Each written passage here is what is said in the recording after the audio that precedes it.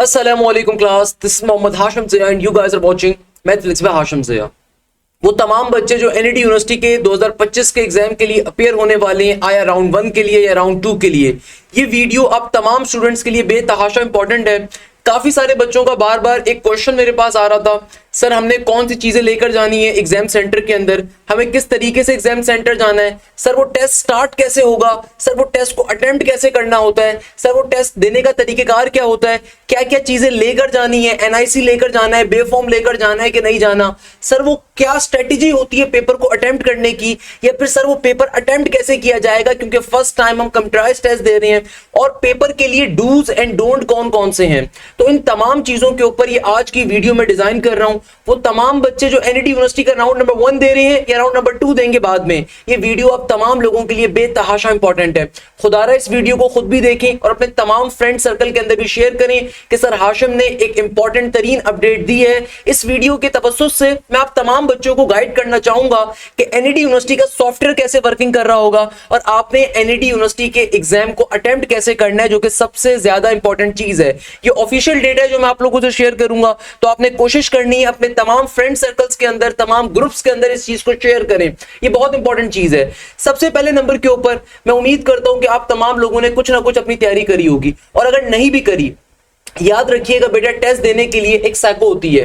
Test देने के लिए जब आप जाते हो तो ये मैटर नहीं करता कि आपकी कितनी तैयारी है, असल चीज ये होती है आपका confidence. First of all remember this thing, जो भी आपका टेस्ट का डे है, चाहे आप कल आपका टेस्ट का डे हो, चाहे परसों हो, चाहे उसके बाद वाला दिन हो, 11 तारीख से एनईटी यूनिवर्सिटी का राउंड नंबर 1 स्टार्ट हो रहा है, यानी कि अप्रोक्सीमेटली कल से। तो आपने कोशिश सबसे पहले ये करनी है कि आप रात की प्रॉपर नींद लें। खुदारा रात के अंदर 12 बजे तक, 1 बजे तक लाजमी तौर पर सो जाएं, और सुबह ताकि आप फ्रेश उठ सकें।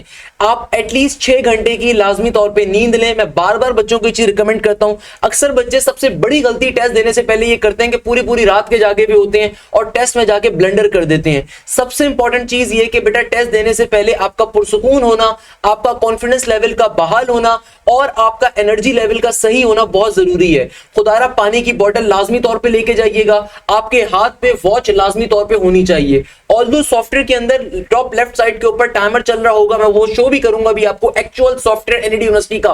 मगर उससे पहले एक चीज ध्यान में रखो, आज की इस क्लास के अंदर इन तमाम चीजों को हमने डिस्कस करना है। सबसे पहले नंबर के ऊपर let's start from my brief introduction. My name is engineer Mohammad Hashim Zia. I have my bachelors from the NET. Not only this, I have a masters from the Texas State University from the America. Not only this, I have a lot of experience in the supply chain sector. मैंने multiple supply chains को manage किया, DSV solutions के अंदर भी, then GSK के अंदर भी, जिसकी पैनाडोल आप खा रहे होते हो। इसके अलावा from the last 12 years I am teaching on different platforms, और आज फाइनली अल्हम्दुलिल्लाह मैं अपने सिर्फ प्लेटफॉर्म के लिए काम कर रहा होता हूं। सिर्फ लास्ट ईयर मेरे बैचेस से मोर देन 1200 स्टूडेंट्स ने एनईटी के अंदर एडमिशन हासिल करा। अल्हम्दुलिल्लाह from the last 7 years NET के अंदर टॉप पोजीशंस मेरे बच्चों की हैं, मेरे प्लेटफॉर्म के बच्चों की हैं। हमारी पूरी टीम होती है जो बच्चों को एक एक स्टेप के ऊपर गाइड कर रही होती है। ये मेरा छोटा सा इंट्रोडक्शन है, इतनी ज्यादा डिटेल में भी नहीं जाते। Now move towards the video. देखो भाई, एनईटी के टेस्ट को अटेम्प्ट कैसे करना है, ये सबसे इंपॉर्टेंट क्वेश्चन है। याद रखिएगा, जब भी आप एप्टीट्यूड एग्जाम को देने के लिए जाएं, आपका जहन का सुकून बहुत जरूरी होता है। अक्सर लोगों को शायद ये बात मालूम नहीं होती। मैं आपको सबसे पहले एक बुनियादी चीज गाइड कर देता हूं कि बेटा बिफोर गिविंग द एग्जाम, जो भी आपकी लास्ट डे होता है, जो भी आपकी लास्ट नाइट होती है, उसमें आपने लाजमी तौर पे सोना है। अक्सर बच्चों को मजाक लगता है, उनको लगता है कि टीचर्स हो गए या फिर पेरेंट्स हो गए ये फजूल बात कर रहे हैं। नहीं, ये जो जेनजी वाली जनरेशन है ना, ये लास्ट नाइट सोती नहीं है, ये पूरी रात बैठ के पढ़ेगी। ये समझती है कि भाई जो पूरा साल नहीं पढ़ा, एक रात में बैठ के पढ़ लेंगे। ये सबसे गलत अप्रोच होती है। याद रखिएगा, अगर आप चाहते हैं कि आपका कॉन्फिडेंस बूस्टअप रहे, अगर आप चाहते हैं कि आपका मोटिवेशन लेवल बूस्टअप रहे, अगर आप चाहते हैं कि आप पेपर के अंदर कोई ब्लंडर करके ना आए, कोई बंड मार के ना आ जाए, उसके लिए जरूरी है कि आप आखिरी रात के अंदर एटलीस्ट 4-5 घंटे की नींद लें। अक्सर बच्चे ये गलती करते हैं कि पूरी पूरी रात एग्जाम से पहले सोए नहीं होते हैं और पेपर में जाके जो आसान तरीन क्वेश्चन होता है उसमें भी पैनिक कर देते हैं। खुदारा खुद भी ये बात समझे, अपने तमाम दोस्तों की बात बताएं कि भाई लास्ट नाइट वाले दिन ये फनकारी नहीं करनी। बेटा जितनी तैयारी करनी थी ना, अगर एक साल में तैयारी नहीं हुई तो लास्ट नाइट के ऊपर बैठ के भी आप सारी चीजें नहीं कवर अप कर सकते। लास्ट नाइट इसके लिए नहीं होती। लास्ट नाइट वाले दिन आपने सिर्फ और सिर्फ बैठ के अपने फॉर्मूलाज को रिवाइज करना है, गो थ्रू करना है, एक दफा तमाम टॉपिक्स को गो थ्रू करना है। मैं एंड में इस बात को डिटेल में डिस्कस भी करूंगा, मगर एक चीज मैं आपको बताना चाहता हूं कि बेटा लास्ट नाइट वाले दिन आपने प्रॉपर नींद जरूरी तौर पे लेनी है, कम से कम 4-5 घंटे की। ताकि आप ज्यादा प्रेशराइज फील ना कर रहे हो पेपर से पहले। और सेकेंडली सबसे इंपॉर्टेंट चीज क्या है कि भाई आपने अपनी पानी की बोतल लाजमी तौर पे लेकर जानी है, पानी की बोतल अपनी लेकर जाएं। वैसे भी गर्मी बहुत ज्यादा है, चाहे आप एनईटी के मेन कैंपस में टेस्ट दे रहे हो या थर वाले कैंपस में टेस्ट दे रहे हो, आपने अपनी पानी की बोतल लेकर जानी है और एक घड़ी अपने हाथ पे लाजमी बांध के जानी है। इससे कोई फर्क नहीं पड़ता कि आपकी घड़ी कितनी महंगी है कितनी सस्ती है, मगर घड़ी लाजमी तौर पर बांध के जाओ, क्योंकि ताकि आपको टाइम का एक आइडिया रहे। अब देखो सबसे पहले नंबर के ऊपर आपने किस तरीके से एनईटी के एडमिशन टेस्ट के लिए अपने आपको तैयार करना है, किस तरीके से आपने अपने एनईटी के यूनिवर्सिटी पहुंचना है। Preparation before the pre admission entry test. सबसे पहले जो भी आपका एडमिट कार्ड है उसकी ब्लैक एंड व्हाइट कॉपी निकलवाओ, कलर कॉपी निकलवाओ, आप पे डिपेंड करता है, सही है ना। कोई भी आपने मगर एनईटी की जो एडमिट कार्ड की कॉपी है, एडमिट कार्ड आपको कैसे मिलेगा, आप एनईटी के पोर्टल पे लॉगिन करोगे, वहां पे एडमिट कार्ड आपका आया हुआ होगा, उस एडमिट कार्ड की कॉपी आपने लाजमी तौर पे निकालनी है। उस कॉपी के अंदर चाहे वो ब्लैक एंड व्हाइट हो चाहे वो कलर हो, आप पे डिपेंड करता है। उस कॉपी को आपने लाजमी तौर पे एनईटी यूनिवर्सिटी लेकर जाना है अपने टेस्ट के डे के ऊपर। इसके अलावा आपका जो ओरिजिनल सीएनआईसी है, अगर सीएनआईसी आपका नहीं बना हुआ तो बे फॉर्म की कॉपी लाजमी तौर पे लेके जाएं। या फिर अगर आपका बे फॉर्म भी आपको नहीं मिल रहा, अब कुछ बच्चे इतने लेजेंड होते हैं वो आखिरी दिन बैठ के ढूंढ रहे होते हैं बे फॉर्म का है या सीएनआईसी का है, अगर वो भी नहीं मिल रहा तो एटलीस्ट अपनी इंटर की या फर्स्ट ईयर की जो मार्कशीट है जिसमें आपकी पिक्चर है उसको लाजमी तौर पे लेके जाओ कि अगर इनकेस आपका बे फॉर्म आपका नहीं मिल रहा तो आप एटलीस्ट फर्स्ट ईयर की या मैट्रिक की मार्कशीट जिसमें आपकी पिक्चर बनी हुई हो उसको लेकर जाओ ताकि वो मैच कर ले। क्योंकि बहुत दफा होता ही है कि जब इन्वेस्टिगेशन टीम्स वहां की डिफरेंट घूम रही होती है, इन्विजिलेटर्स वहां पे घूम रहे होते हैं, वो अक्सर आपके एडमिट कार्ड को और आपके सीएनआईसी की पिक्चर को मिला के चेक करते हैं बच्चे की फेस के साथ कि भाई ये वही बच्चा है, कोई और बंदा तो पेपर देने नहीं आ गया। क्योंकि हमारे मुल्क में इस तरह की बड़ी फनकारियां होती हैं कि दूसरा बंदा जाके पेपर दे रहा है, इसमें 3 साल की जेल हो जाएगी, पहले बता रहा हूं, सही है, पहले नंबर के ऊपर। इसके अलावा आपको रफ पेपर एनईटी यूनिवर्सिटी खुद प्रोवाइड करेगा, हर बच्चे को रफ वर्क के लिए पेपर प्रोवाइड किया जाएगा, परेशान होने की जरूरत नहीं है, सही है। और जब पेपर आपका एंड हो जाएगा तो ये रफ पेपर की शीट आपको वापस रिटर्न भी करनी होगी, ये आप घर लेके नहीं आ सकते। अच्छा, अपना बॉल पॉइंट, पेन, पेंसिल और साइंटिफिक कैलकुलेटर आप लेकर आ सकते हो। एनईटी के टेस्ट में साइंटिफिक कैलकुलेटर अलाउ है, आपके पास कोई भी साइंटिफिक कैलकुलेटर मौजूद है वो अलाउ है। प्रोग्रामेबल कैलकुलेटर अलाउ नहीं है। आप में से मेजॉरिटी बच्चों ने कभी प्रोग्रामेबल कैलकुलेटर देखा भी नहीं होगा। बेटा 15,000 रुपए का प्रोग्रामेबल कैलकुलेटर है कैसियो का ओरिजिनल, सही है। तो प्रोग्रामेबल कैलकुलेटर मेजॉरिटी बच्चों के पास वैसे भी नहीं होता, सही है। साइंटिफिक कैलकुलेटर अलाउ है, चाहे ब्लू वाला हो चाहे वो व्हाइट वाला हो, FX99 IEX सीरीज का, सही है, वो अलाउ है, तो आप उसको लेकर जा सकते हो, कोई मसले की बात नहीं है। इसके अलावा आपका जो टेस्ट है उसकी प्रिस्क्राइब डेट के ऊपर, टाइम के ऊपर आपने एनईटी यूनिवर्सिटी पहुंचना है। फॉर एग्जांपल अगर आपकी सुबह 11 बजे की शिफ्ट है तो कोशिश आपने ये करनी है कि आप 10 बजे लाजमी तौर पे एनईटी के गेट के बाहर मौजूद हो। याद रखिएगा, arrive at the NET university main campus at least 40 minutes before your session time. अक्सर बच्चे एक बहुत बड़ी गलती करते हैं कि भाई जिस वक्त टेस्ट होता है टेस्ट से 10 मिनट पहले घर से निकलते हैं। अब अगर आपका घर बफर जोन के ऊपर है और आपको एनईटी यूनिवर्सिटी जाना है टेस्ट देने के लिए, तो जाहिर सी बात है आपको खाली कम्यूट करने के अंदर ही पौन घंटा लग जाएगा। तो जो भी जहां पे भी आपका घर मौजूद है उस घर से एटलीस्ट आप अपने जो है ना ये देख कर निकलें कि कितना टाइम आपको लगेगा अपने टेस्ट सेंटर पहुंचने के लिए। तो अक्सर बच्चे जो गलती करते हैं टेस्ट में लेट हो जाते हैं। बेटा अगर आप लेट हो गए तो आपको कोई एक्स्ट्रा टाइम नहीं मिलेगा, आप जब पहुंचोगे उसी 2 घंटे के टाइम के अंदर, यानी कि उसी टाइम पीरियड के अंदर जो रिमेनिंग टाइम होगा आपको टेस्ट कंप्लीट करना होगा। और फिर अक्सर बच्चे जो मेजॉरिटी गलती ये करते हैं, वो सबसे बड़ी गलती ये करते हैं कि टेस्ट में जब लेट हो जाते हैं तो प्रेशर उनका बहुत इंक्रीज हो जाता है, वो हांफते हांफते अपने टेस्ट सेंटर तक पहुंचते हैं। और एनईटी यूनिवर्सिटी बेटा एक गली में नहीं बनी हुई, ना एक कमरे में बनी हुई है, ना एक घर में बनी हुई है। एनईटी यूनिवर्सिटी इटसेल्फ कोई 3-4 किलोमीटर के ऊपर फैली हुई है, बहुत बड़ी यूनिवर्सिटी है। जब बहुत बड़ी यूनिवर्सिटी है तो विजिटर गेट से लेके या मेन गेट से लेके आपको खाली अपने डिपार्टमेंट तक पहुंचने के लिए, जहां पे आपका टेस्ट कंडक्ट हो रहा है, वहां तक पहुंचने के लिए भी आपको 10 मिनट ऑन एवरेज एक पैदल अगर बंदा चल रहा है उसको लगेंगे। अगर आपकी चलने की स्पीड तेज है तो 5 मिनट में आप नॉर्मली पहुंच सकते हो, मगर एक नॉर्मल बंदे के लिए 10 से 12 मिनट का टाइम लगता है। तो आपने तमाम बातें सोच के घर से निकलना है भाई, ये नहीं कि आप टेस्ट से 5 मिनट पहले पहुंच रहे हो। टेस्ट से 5 मिनट पहले अगर आप एनईटी के गेट पे पहुंच रहे हो तो आपको अपने टेस्ट की लेबोरेटरी तक, डिपार्टमेंट तक पहुंचने में काफी टाइम लग जाएगा। तो ये चीज जहन में रखिएगा कि बेटा आपने अपने घर से एक अच्छे खासे टाइम पहले निकलना है। कोशिश करो कि 1.5 घंटे पहले कम से कम घर से निकलो, ताकि आपका जो भी टेस्ट का टाइम है उससे 40 मिनट पहले आप एनईटी के गेट के ऊपर मौजूद होने चाहिए। अच्छा, अगर आप अपना एडमिट कार्ड देखोगे तो आपके एडमिट कार्ड के ऊपर यहां पे लिखा हुआ होगा आपका टेस्ट कहां पे कंडक्ट हो रहा है। मैं आपको वो चीज शो भी कर देता हूं। बेटा देखो, जैसे कि ये मेरे पास एक बच्चे का एडमिट कार्ड है, मैंने इसमें सारी चीजें इनकी हाइड कर दी, सही है। ये टेस्ट नंबर 1 का इनका एडमिट कार्ड है, सीरियल नंबर यहाँ पे लिखा हुआ होगा, एंट्री टेस्ट का इनका रोल नंबर यहाँ पे लिखा हुआ होगा। अब देखो इनका यहाँ पे टेस्ट कहां पर है, ब्लॉक H1ATD। आपको परेशान होने की जरूरत नहीं है कि आपका टेस्ट कहां पर है, सही है। आपने लाजमी तौर पर कोशिश ये करनी है कि आप आप 40 मिनट पहले लाजमी तौर पे अपने टेस्ट से एनईडी के अपने वहां पे पहुंच जाओ मेन गेट के ऊपर। इनका टेस्ट जैसे स्टार्ट है 2 बजे, तो इन्होंने कोशिश ये करनी है कि ये लाजमी तौर पे 1 बजे एनईडी यूनिवर्सिटी के बाहर मौजूद हो। ये जो भी खातून आ रही है इन्होंने कोशिश क्या करनी है कि ये 1 बजे लाजमी तौर पे एनईडी यूनिवर्सिटी के मेन गेट के बाहर मौजूद हो। इनका टेस्ट की डेट है 12 जून की और इनके टेस्ट की टाइमिंग क्या आ रही है अगर आप गौर से देखो तो ये साफ तौर पे लिखी हुई है 2 बजे से लेकर 4 बजे तक। इनका रिपोर्टिंग टाइम 1 बजे का है, तो इन्होंने कोशिश ये करनी है कि 1 बजे या उससे पहले एनईडी के मेन गेट के बाहर मौजूद हो। अब ये जो प्लेस ऑफ टेस्ट है ना, जब आप एनईडी यूनिवर्सिटी के मेन गेट पे पहुंचोगे तो बेटा एनईडी के पास बहुत बड़ा सिक्योरिटी स्टाफ होता है। जब आप मेन गेट के ऊपर ये विजिटर गेट पे पहुंचोगे तो एक सिक्योरिटी पर्सनल आपको वहां से लेकर खुद आपके टेस्ट के डिपार्टमेंट तक आपको छोड़कर आएगा। तो आपने प्लेस ऑफ टेस्ट को लेकर अभी परेशान नहीं होना। अक्सर बच्चे क्या होते हैं प्लेस ऑफ टेस्ट को लेकर परेशान होते हैं, सर वो पढ़ाई नहीं हो रही, टेस्ट कहां पर होगा हमें समझ में नहीं आ रहा। अरे भाई तुम्हारा क्या काम है टेस्ट कहां पर होगा? आपका टेस्ट अगर एनईडी यूनिवर्सिटी के अंदर मेन कैंपस के अंदर आपका एग्जाम है तो आपका जो भी रिपोर्टिंग टाइम है आपने इससे पहले एनईडी यूनिवर्सिटी के बाहर मौजूद होना है आपको। और कोशिश करिएगा कि जल्दी पहुंचे, क्योंकि माशाल्लाह से जो हमारी यूनिवर्सिटी रोड है पूरी की पूरी खुदी हुई है पिछले 2 सालों से 3 सालों से, तो उसमें भी आपको टाइम लगेगा। तो आपका जो भी रिपोर्टिंग टाइम है उससे पहले एनईडी के बाहर आपने मौजूद होना है। और जब आप एनईडी यूनिवर्सिटी के अंदर रिपोर्टिंग टाइम पे पहुंचोगे तो वहां पे सिक्योरिटी पर्सनल्स मौजूद होंगे जो कि आपका हाथ पकड़ के आपको लेकर अपने साथ आपके जो भी आपका रिक्वायर्ड टेस्ट की प्लेस होगी वहां पे छोड़ेंगे। और आपने बिल्कुल हड़बड़ी नहीं मचानी, यानी कि बिल्कुल एंड टाइम पे नहीं पहुंचना। उससे होगा क्या कि बेटा आप पैनिक कर जाओगे। जब आप पैनिक कर जाओगे तो आपका जहनी सुकून आपको नहीं मिल रहा होगा टेस्ट देते हुए।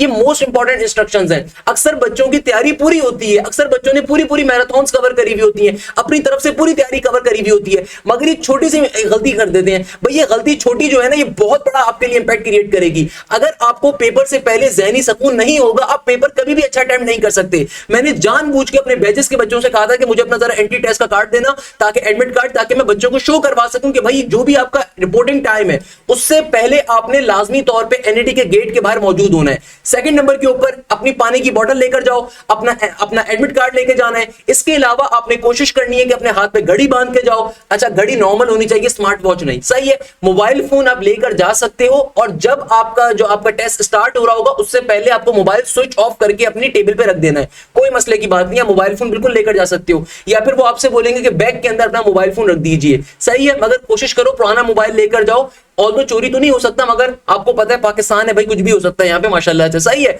मगर बताने का मकसद ये है कि टेस्ट टाइम से पहले पहुंचना है, सही है। मगर साथ साथ आपने अपना सीएनआईसी या बे फॉर्म की कॉपी लेकर जानी है। इसके अलावा अगर सीएनआईसी या बे फॉर्म आपको नहीं मिल रहा एंड डे के ऊपर तो अपनी फर्स्ट ईयर की या मैट्रिक की मार्कशीट लेकर चले जाइएगा, उसमें पिक्चर आपकी होगी तो उससे भी वो कंपेयर करके चेक कर सकते हैं। अगर कोई इन्विजिलेटर आपको तंग करता है कि भाई मुझे पिक्चर देखनी है कि ये वाकई में वही बंदा है कि नहीं है, तो ये चीजें बड़ी इंपॉर्टेंट होती हैं। इसके अलावा आपने कोशिश करनी है कि रिपोर्टिंग टाइम से पहले लाजमी तौर पे पहुंचो। ये चीजें बड़ी इंपॉर्टेंट है जो मैंने आपको स्टार्टिंग के अंदर शो करवाई, स्टार्टिंग में आपको मैंने बता दी। अब जरा आगे चलते हैं। देखो भाई ये वाली बात सबको क्लियर हो गई ना, अब जरा आगे मूव करते हैं। अब देखो जब आप एनईडी यूनिवर्सिटी पहुंचोगे तब होगा क्या कि भाई आप सबसे पहले विजिटर गेट पहुंचोगे। विजिटर गेट है सेकंड वाला गेट, सही है।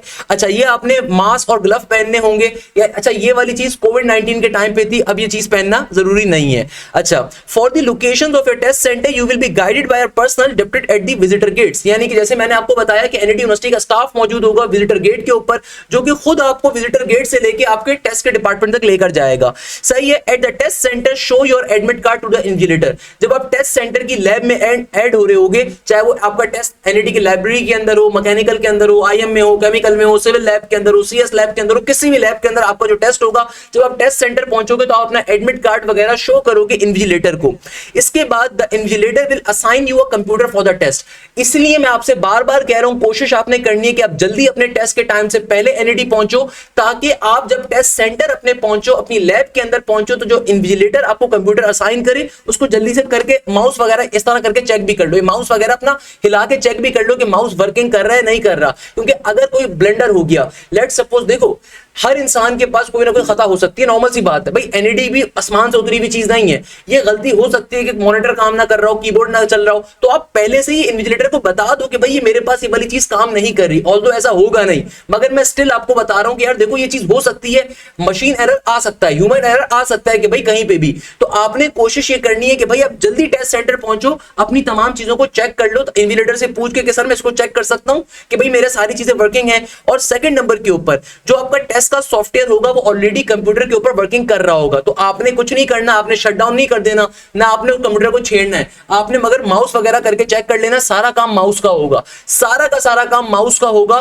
बस कीबोर्ड से आपको अपना नेम वगैरह एंटर करना होगा, वो मैं आगे चल के आपको भी समझाऊंगा, मगर माउस वगैरह आपने चेक कर लेना है कि हर चीज वर्किंग कर रही है नहीं कर रही। ऑल्दो ये चीज जहन में रखिएगा कि टेस्ट सेंटर जो भी बनाया जाता है उससे पहले तमाम चीजें चेक की जाती हैं, तो उसमें आपको परेशान होने की जरूरत नहीं है। अच्छा, इसके बाद क्या होगा, to start the test user ID and password will be provided to you by the invigilator, कि भाई जब आप टेस्ट को स्टार्ट कर रहे होगे उससे पहले आपको जो इन्विजिलेटर होगा वो आपको आपकी यूनिक यूजर आईडी और पासवर्ड प्रोवाइड करेगा कि भाई इस यूजर आईडी और इस पासवर्ड की मदद से आपने अपने टेस्ट को लॉग इन करना है। आपने अपनी ईमेल नहीं डाल देनी यूजर आईडी के अंदर, आपको इन्विजिलेटर खुद से प्रोवाइड करेगा। इसलिए मैं बार बार कह रहा हूं अपने तमाम दोस्तों से इस वीडियो को शेयर करिएगा। अच्छा, सेकंड नंबर के ऊपर, mobile phone, smart watches and any other gadget are strictly prohibited in the test centre. If found with any candidate, his or her test will be cancelled immediately. यानी कि आपके पास ऐसा कोई खास चीज नहीं होनी चाहिए जो कि गैजेट होता है, स्मार्ट वॉच हो गया, ईयरबड्स हो गए, या फिर आपकी कोई फोन हो गया, वो आपके पास नहीं मौजूद होना चाहिए। अगर चेकिंग करी रैंडमली और आपके पास से निकल आया, आपको डिस्क्वालीफाई कर दिया जाएगा पूरे साल के लिए। सेकंड नंबर के ऊपर, अगर आप मोबाइल फोन लेकर जा रहे हैं तो आपने इन्विजिलेटर को स्टार्टिंग में ही बता देना है जब टेस्ट सेंटर में आप एंटर होते हो कि वो आपका जो मोबाइल फोन है उसको स्विच ऑफ करके अंदर रख दें। मोबाइल फोन को स्विच ऑफ करके वो कहां रख दें, या तो वो सामने सबमिट करवा देंगे। यूजुअली होता है ये कि जब आप टेस्ट सेंटर में एंटर होते हो तो सामने वाली डेस्क पे वो कहते हैं तमाम मोबाइल फोन रख दिए जाएं, या फिर वो आपसे कहते हैं कि भाई आपका जो बैग बाहर रखा हुआ है उस बैग के अंदर मोबाइल फोन कहीं छुपा के रख दें बंद करके, या फिर वो आपसे कहते हैं कि जो आपकी जो टेबल है उसी के ऊपर स्विच ऑफ करके कोने पे रख दो। कोई भी आपको कहा जा सकता है। तो मोबाइल फोन आप लेके जा सकते हो, मगर आपने टेस्ट के दरमियान यूज नहीं करना, भाई बताने का मकसद ही है। क्लियर है? अच्छा, इसके अलावा अब सबसे इंपॉर्टेंट चीज है, देखो ये तमाम बातें बड़ी इंपॉर्टेंट है जो मैंने आपसे डिस्कस करी है, इन तमाम बातों को आपने लाजमी तौर पे समझना है। अच्छा, इसके अलावा याद रखिएगा एनईडी की जो मैराथन्स मैंने कवर करवाई है, दे आर एक्सट्रीमली इंपॉर्टेंट। अब टेस्ट स्टार्ट कैसे होगा और एनईडी का सॉफ्टवेयर एक्ट कैसे करता है, before moving towards that thing, NED की जितनी मैराथन्स कवर करवाई है खुदारा उनको लाजमी तौर पर कवर करो, they are extremely extremely extremely important.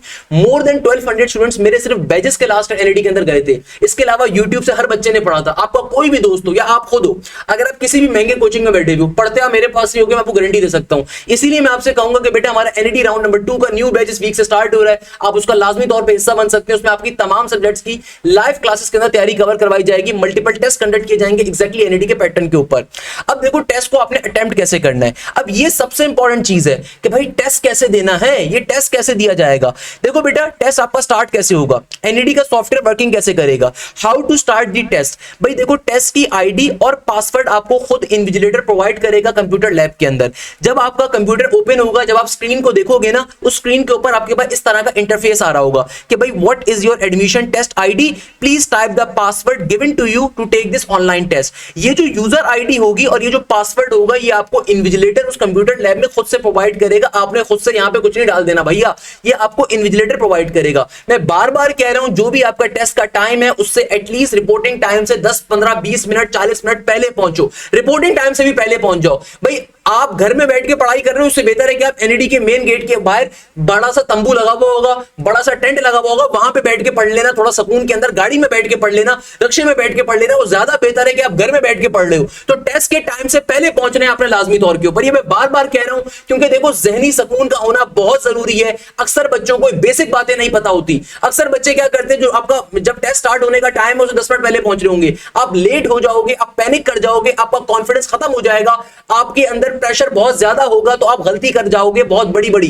तो खुदारा याद रखिएगा, टेस्ट के रिपोर्टिंग टाइम से पहले पहुंचना है। आपका इस तरह का इंटरफेस होगा, ये हमारी पिक्चर नंबर 1 है। इस तरह का हमारा इंटरफेस आ रहा होगा, आपको यूजर आईडी और पासवर्ड खुद इन्विजिलेटर प्रोवाइड करेगा। इसके बाद क्या करना है बेटा, अब देखो, आपको input your first and last name, जब आप अपनी यूजर आईडी और उसको प्रोवाइड कर दोगे ना, तो आप ये कंटिन्यू के ऑप्शन पे क्लिक करोगे। जो कंटिन्यू का ऑप्शन आ रहा है, आप इस पे फिर क्लिक करोगे। जब क्लिक करोगे ना, उसके बाद फिर इस तरीके का इंटरफेस आ जाएगा। आपसे पूछेगा फर्स्ट नेम, लास्ट नेम और ईमेल एड्रेस। याद रखिएगा, ये 3 चीजें बड़ी इंपॉर्टेंट है। फर्स्ट नेम का मतलब क्या है कि let's suppose if my name is Mohammad Hashim Zia, तो my first name should be Mohammad and my last name should be Hashim Zia. या फिर अगर किसी बच्चे का नाम है सैयद उमैर अली, तो उसका फर्स्ट नेम होगा सैयद और लास्ट नेम होगा उमैर अली। सही है। अगर किसी बच्चे का नाम है अलीशा बतूल, तो अलीशा उसका फर्स्ट नेम है, बतूल उसका लास्ट नेम है। सही है। इसके बाद ईमेल एड्रेस। अब देखो, ईमेल एड्रेस में आपने क्या डालना है, जिस ईमेल आईडी से आपने एनईडी के टेस्ट को फॉर्म को फिलअप किया है वही ईमेल आईडी डालोगे। आपके एडमिट कार्ड पे भी गिवन होनी चाहिए भाई, नहीं तो आप उसको जहन में याद होनी चाहिए। जिस ईमेल आईडी से आपने एनईडी का टेस्ट का फॉर्म फिल किया था उसी ईमेल आईडी को यहां पे आपने डालना है। उसके बाद आप स्टार्ट के ऑप्शन पे क्लिक करोगे, सही है। यानी कि आपके प्रिंटेड एडमिट कार्ड के ऊपर जो आपका फर्स्ट नेम होगा, लास्ट नेम होगा, आपने वो रखना है। अक्सर बच्चे बंडा मार के आ जाते हैं, उनका नाम है लेट सपोज हाशिम जिया, उनके एडमिट कार्ड पे लिखा हुआ है हाशिम जिया खानजादा, उन्होंने यहां पे लिखा फरमाया, उन्होंने यहां पे बैठ के फर्स्ट नेम लिखा सैयद हाशिम, नीचे लिख दिया जिया खानजादा। अब वहां पे एडमिट कार्ड पे कुछ और नाम लिखा हुआ है, यहां पे फर्स्ट नेम लास्ट नेम कुछ और लिखा हुआ है, तो ऐसे ब्लेंडर नहीं करने। जो एडमिट कार्ड पे फर्स्ट और लास्ट नेम लिखा हुआ है वही आपने यहां पे लिखना है, सही है। इसके बाद आपकी ईमेल आईडी जिससे आपने टेस्ट का फॉर्म फिल किया था उसी ईमेल आईडी को यहां पे लिखना है, सही है। अच्छा, अब हम आगे चलते हैं। जब आप स्टार्ट के ऑप्शन पे क्लिक कर दोगे, स्टार्ट के ऑप्शन पे जब आप स्टार्ट के ऑप्शन पे क्लिक कर दोगे तो आपके पास इंस्ट्रक्शंस आ जाएंगी। आपके पास क्या आ जाएंगी? इंस्ट्रक्शंस। ये इंटरफेस ओपन हो जाएगा, इंस्ट्रक्शंस आ जाएंगी। मैं इसको थोड़ा सा और जूम इन कर देता हूं। हमारे पास इस तरीके से इंस्ट्रक्शंस आ जाएंगी कि नंबर ऑफ क्वेश्चंस कितने होंगे। जाहिर सी बात है, याद रखिएगा एनईडी के टेस्ट के अंदर आपके पास टोटल क्वेश्चंस होंगे 100। एनईडी के टेस्ट के अंदर बेटे टोटल क्वेश्चंस कितने होंगे? 100। आपके पास 4 सब्जेक्ट्स होंगे। याद रखिएगा वो तमाम बच्चे जो प्री इंजीनियरिंग बैकग्राउंड से हैं, आपके टेस्ट का पोर्शन होंगे फिजिक्स, केमिस्ट्री, मैथ्स और इंग्लिश। हर सेक्शन कैरी करेगा 25 एमसीक्यूज। अगर आप प्री मेडिकल बैकग्राउंड से हैं तो आपके टेस्ट के अंदर होगा फिजिक्स, इसके अलावा आपके पास केमिस्ट्री होगी, बायोलॉजी का पोर्शन होगा और इंग्लिश का पोर्शन होगा। अगर आप कंप्यूटर साइंस बैकग्राउंड से हैं तो आपके टेस्ट के अंदर फिजिक्स होगी, कंप्यूटर का पोर्शन होगा, मैथ्स का पोर्शन होगा और इंग्लिश का पोर्शन होगा। अगर कोई बच्चा स्टैट्स के बैकग्राउंड से, आईसीएस से है, यानी कि किसी ने ए लेवल से इंटर में आपके पास स्टैट्स पढ़ी थी, तो उसके टेस्ट के अंदर फिजिक्स की जगह पे स्टैट्स होगी, फिर कंप्यूटर होगी, फिर मैथ्स होगी और फिर इंग्लिश होगी। अगर कोई बच्चा कॉमर्स बैकग्राउंड से तो आपके 4 सब्जेक्ट्स अलग होंगे, यानी कि आपके पास जाहिर सी बात है बिजनेस मैथ्स होगी, इंग्लिश होगी, अकाउंट्स और स्टैट्स वाली होगी, इसके अलावा इकोनॉमिक्स का पोर्शन होगा, सही है। अच्छा, इसके बाद आपको इंस्ट्रक्शंस को आपने गौर से पढ़ना है। एनईडी के टेस्ट में कोई नेगेटिव मार्किंग नहीं होगी। टेस्ट जो होगा वो ऑटोमेटिकली 2 घंटे के बाद सबमिट हो जाएगा। आया आपने फिनिश पे क्लिक करा या नहीं करा, जैसे ही 2 घंटे का टाइमर कंप्लीट होगा वैसे ऑटोमेटिकली आपका टेस्ट सबमिट हो जाएगा, सही है। इसके अलावा याद रखिएगा हर पेज के ऊपर ये जो स्क्रीन आ रही है ना, जैसे स्क्रीन मैंने शो कर रहा हूं, हर पेज पे सिर्फ एक क्वेश्चन डिस्प्ले होगा। मगर मैं आपको इसका भी हैक बताऊंगा किस तरीके से एनईडी के टेस्ट को अटेम्प्ट करना है। इसका एक प्रॉपर्ली हैक है, ये हैक बहुत इंपॉर्टेंट है। अच्छा, इसके अलावा आपको बैक करने के लिए या चेंज द आंसर करने का ऑप्शन गिवन होगा, और जब आप अपने क्वेश्चंस को फिनिश कर दोगे तो आप सिंपल तरीके से उस पर क्लिक कर दोगे फिनिश के ऑप्शन पर, तो टेस्ट वैसे भी सबमिट हो जाएगा। अगर आप रिक्वायर्ड टाइम से पहले फिनिश के ऑप्शन पे क्लिक करते हो तो टेस्ट सबमिट हो जाएगा, टेस्ट को फिर दोबारा ओपन नहीं कर सकते, इसलिए फिनिश के ऑप्शन पे खुद से क्लिक करो ही नहीं। 2 घंटे के बाद टेस्ट ऑटोमेटिकली सबमिट हो जाएगा। इसके अलावा याद रखिएगा टेस्ट के जो मिनिमम पासिंग नंबर है 50 है, मगर आपने 50 नंबर नहीं लेने। मैं हमेशा बच्चों को एक बात बताता हूं कि देखो, जिंदगी के अंदर अगर मिनिमम की खोज में करोगे ना, हमेशा फेल होगे। ये जिंदगी का असूल है यार, जिंदगी का असूल है। हमेशा कोशिश करो आसमान को छूने की, तभी एफिल टावर तक पहुंच सकोगे। अगर तुम्हारी कोशिश ये होगी ना 50 नंबर लेने, तो कभी किसी मुकाम पे नहीं जा सकोगे। एनईडी के टेस्ट में जो बच्चा 50 नंबर लेकर आएगा वो इंतहाई नालायक और निकम्मा बच्चा है मेरी नजर।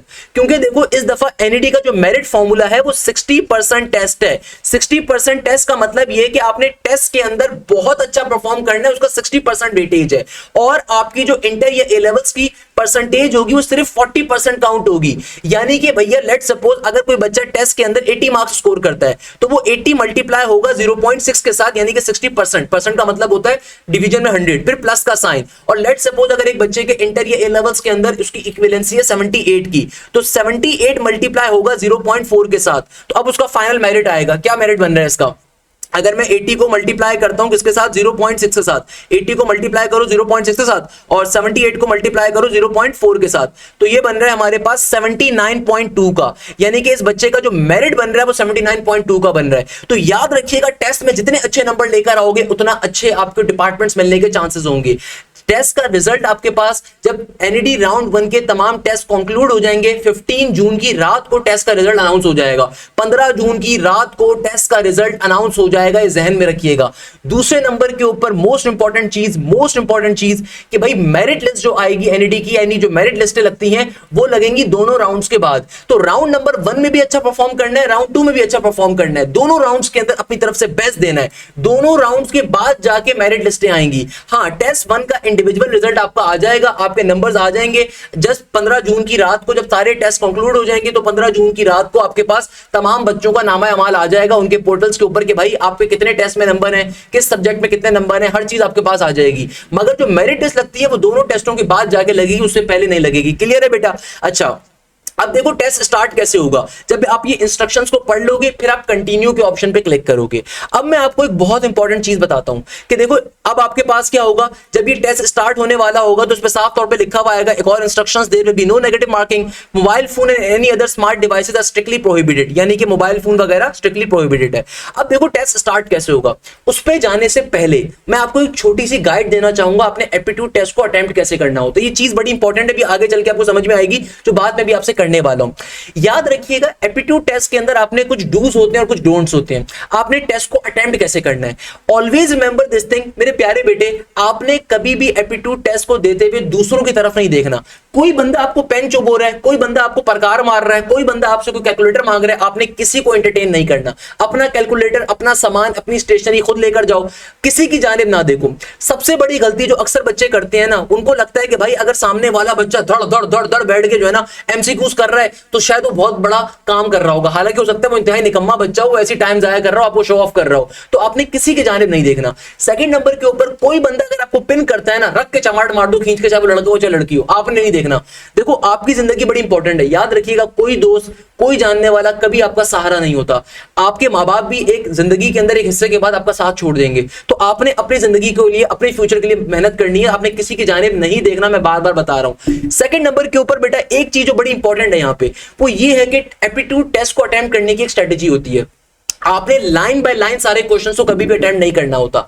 आपने करना क्या होता है कि भाई आपने किस तरीके से टेस्ट को अटेम्प्ट करना है, जरा इस बात को समझो कि दुनिया के अंदर कभी भी जब आप एप्टीट्यूड टेस्ट को अटेम्प्ट कर रहे हो, आपने कोशिश करनी है कि पहले टेस्ट के अंदर सिर्फ इजी क्वेश्चंस को अटेम्प्ट करो। मैं भी आपको ये पूरी स्ट्रेटेजी इसलिए बता रहा हूं ताकि मैं आगे चल के जब एनईडी का सॉफ्टवेयर आपसे डिस्कस करूं तो आपको ये स्ट्रेटेजी समझ में आए। याद रखिएगा कि भाई एप्टीट्यूड टेस्ट को देने की स्ट्रेटेजी क्या होती है। सबसे पहली कि आपने किसी की जानिब नहीं देखना, आपने अपने पेपर के ऊपर, अपनी स्क्रीन के ऊपर फोकस करना है पहले नंबर पे। दूसरे नंबर पे आपने थ्रू आउट द पेपर पहले इजी क्वेश्चंस को अटेम्प्ट करना है, देन आपने मॉडरेट या फिर लॉन्ग क्वेश्चंस के ऊपर जाना है, मॉडरेट या फिर लॉन्ग क्वेश्चंस के ऊपर जाना है, और तीसरी सबसे इंपॉर्टेंट चीज सबसे लास्ट के अंदर आपने हार्ड क्वेश्चंस को देखना है।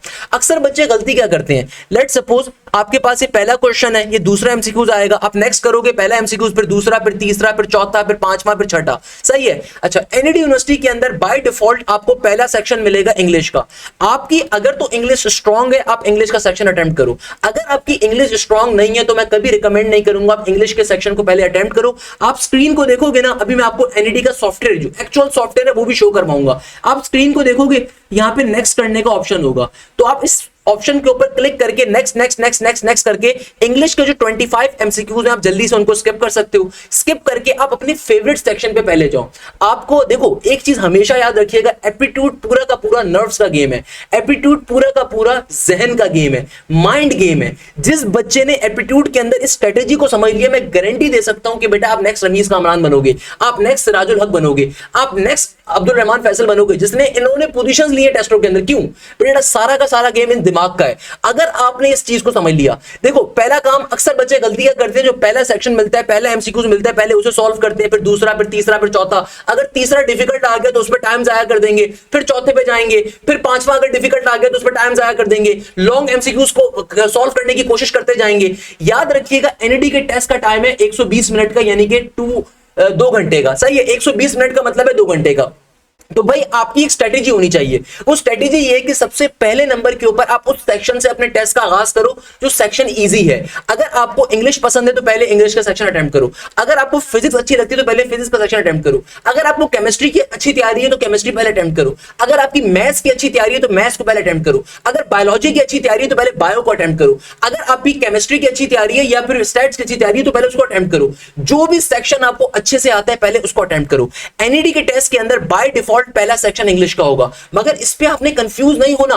अगर आप अपनी टेस्ट की स्क्रीन को देखोगे तो यहाँ पे नेक्स्ट करने का ऑप्शन होगा, तो आप नेक्स्ट करके नेक्स्ट नेक्स्ट नेक्स्ट करके एनईडी के इंग्लिश के सेक्शन के 25 एमसीक्यूज को स्किप करोगे तो नेक्स्ट सेक्शन आपके पास आ जाएगा बाय डिफॉल्ट केमिस्ट्री का, तो फिर आप केमिस्ट्री को अटेम्प्ट कर लो। अगर केमिस्ट्री आपकी अच्छी है, अगर केमिस्ट्री भी आपको पसंद नहीं है तो केमिस्ट्री के ऊपर भी next next next next next करके आप केमिस्ट्री के 25 एमसीक्यूज को जल्दी से स्किप करोगे, ये काम 3-4 सेकंड में हो जाएगा। उसके बाद आप मैथ्स पे पहुंच जाओ, मैथ्स आपको अच्छी लगती है, बायो आपको अच्छी लगती है, इंग्लिश आपको अच्छी लगती है, जो भी अच्छी लगती है पहले आपने उसको अटेम्प्ट करना है, पहली स्ट्रेटेजी। दूसरे नंबर के ऊपर आप जिस भी सेक्शन को अटेम्प्ट करने के ऊपर जा रहे हो, देखो ये तमाम बातें मैं इसलिए कर रहा हूं कि जब मैं भी आपको एक्चुअल एनईडी का सॉफ्टवेयर दिखाऊंगा ना, मेरे पास एक्चुअल सॉफ्टवेयर एनईडी का मौजूद है, तो आपको ये बातें बड़ी समझ में आएंगी फिर। अच्छा, दूसरा काम क्या करना है? दूसरा काम ये करना है कि आप जो भी सेक्शन उठाते हो, फॉर एग्जांपल आपने पहले मैथ्स का सेक्शन उठाया, लेट सपोज आपने कहा कि भैया पहले तो मैं मैथ्स का सेक्शन करूंगा। अब देखो मैथ्स के अंदर आपने पहला एमसीक्यूज देखा, ये एमसीक्यूज इजी है, आसान सा एमसीक्यूज है, आपको इसका आंसर आता है, आप इसको सॉल्व कर सकते हो, तो तब आपने इसको अटेम्प्ट करना है। सही है, आपने जल्दी से रफ वर्क आपको गिवन है, आपको रफ शीट गिवन है, आपने जल्दी से उसमें सॉल्व किया, आपने जल्दी से छोटा सा उसको सॉल्व किया, आपका आंसर आ गया, आपने करेक्ट ऑप्शन पे मार्क कर दिया, आपने माउस दबा के आपने क्लिक करके दबा के इसको क्लिक कर दिया। सही है, फिर आपने नेक्स्ट करके नेक्स्ट एमसीक्यूज पे चले गए। अब जब आप नेक्स्ट एमसीक्यूज पे गए, फॉर एग्जांपल ये एमसीक्यूज आ गया integration of ln x into dx, ये एमसीक्यूज बहुत पेपर में आता है एनईडी के अंदर। अब आपको लेट सपोज इसका फॉर्मूला याद नहीं आ रहा, या फिर इसकी लॉजिक समझ में नहीं आ रही, या फिर आपको सोचना पड़ रहा है, या फिर आपको इसमें टाइम लग रहा है, या फिर आपको लग रहा है इसमें बाय पार्ट्स अप्लाई करना पड़ेगा तो लेंथी काम है, तो अब आप इसको स्किप कर सकते हो। आप खुदारा इसके ऊपर टाइम जाया ना करो। अक्सर बच्चों को ये बात नहीं पता होती, वो एक ही एमसीक्यूज पे 10 मिनट 5 मिनट 6 मिनट जाया कर देते हैं, और फिर जब वो टाइम देखते हैं ऊपर यहाँ पे टाइमर भी चल रहा होगा, अभी मैं सॉफ्टवेयर आपको दिखाऊंगा, ऊपर यहाँ पे टाइमर भी चल रहा होगा। अब बच्चा देखा कि यार टाइमर, यार 10 मिनट गुजर गए, 20 मिनट गुजर गए, खाली 40 मिनट रह गए, 60 मिनट रह गए, 100 मिनट रह गए। अब बच्चा क्या होता है, पैनिक होना स्टार्ट होता है, तो बच्चा फिर अबड़ शबड़ आंसर लगाता है, जो आता होता है वो भी भूल जाता है। तो लेट सपोज अगर सेकंड एमसीक्यूज मुश्किल आ रहा है, आप नेक्स्ट पे क्लिक करके आगे बढ़ जाओ, छोड़ दो उसको, छोड़ दो भाई, आप छोड़ सकते हो एमसीक्यूज को, बाद में उसको अटेम्प्ट कर लेना, पहले जो आता है उसको अटेम्प्ट करो। लेट सपोज पहला एमसीक्यूज इजी था, आपको आता था, आपने अटेम्प्ट कर दिया। दूसरा एमसीक्यूज डिफिकल्ट था, आपको नहीं आता था, आपने छोड़ दिया। तीसरा एमसीक्यूज भी डिफिकल्ट है, नहीं आता, कोई मसले की बात नहीं है, छोड़ दो। लेंथी एमसीक्यूज आ रहा है, मुश्किल एमसीक्यूज आ रहा है, लंबा एमसीक्यूज आ रहा है, आगे बढ़ जाओ, लानत भेजो, आगे बढ़ जाओ, चौथे एमसीक्यूज पे जाओ, इजी एमसीक्यूज को पहले अटेम्प्ट करो। थ्रू आउट द सेक्शन पहले इजी एमसीक्यूज सारे के सारे। इजी एमसीक्यूज का मतलब यह कि वो एमसीक्यूज जो कि आपको आते हैं, जिनका आंसर्स आपको मालूम है, वो एमसीक्यूज जिनके बारे में आपको 100% श्योरिटी है कि इसका आंसर आप करेक्ट करके आ रहे हो, तो पहले आपने उन तमाम एमसीक्यूज को अटेम्प्ट करना है। उसके बाद फिर आप सेक्शन चेंज कर लो। आपने मैथ्स के सेक्शन के तमाम इजी एमसीक्यूज को अटेम्प्ट कर लिया, अब आप फिजिक्स के सेक्शन में चले जाओ, उसके जितने इजी एमसीक्यूज आ रहे हैं पहले उसको अटेम्प्ट करो, फिर आप केमिस्ट्री के इजी एमसीक्यूज पे चले जाओ, फिर आप इंग्लिश के इजी एमसीक्यूज पे चले जाओ, उसके बाद फिर आप लॉन्ग एमसीक्यूज पे जाओ। इससे फायदा क्या होगा, ये पूरी माइंड गेम है, इससे फायदा ये होगा कि आप देखोगे कि आपके 30 मिनट्स के अंदर पूरे पेपर के इजी एमसीक्यूज अटेम्प्ट हो गए। अब लेट सपोज आपने 40 एमसीक्यूज जो इजी थे ना वो आपने सारे अटेम्प्ट कर लिए। अच्छा, परेशान होने की जरूरत नहीं है, एनईडी के सॉफ्टवेयर के अंदर एक हैक है कि जो भी एमसीक्यूज आप स्किप करोगे ना, या आप उसका आंसर लगाओगे या छोड़ोगे, जब आप इस ऑप्शन पे क्लिक करोगे यहां पे सारे ऑप्शन एक लिस्ट के तौर पे डिस्प्ले हो जाएंगे। अभी मैं आपको सॉफ्टवेयर शो भी करूंगा, मैं आपको दिखा भी देता हूं मैं क्या बात कर रहा हूं।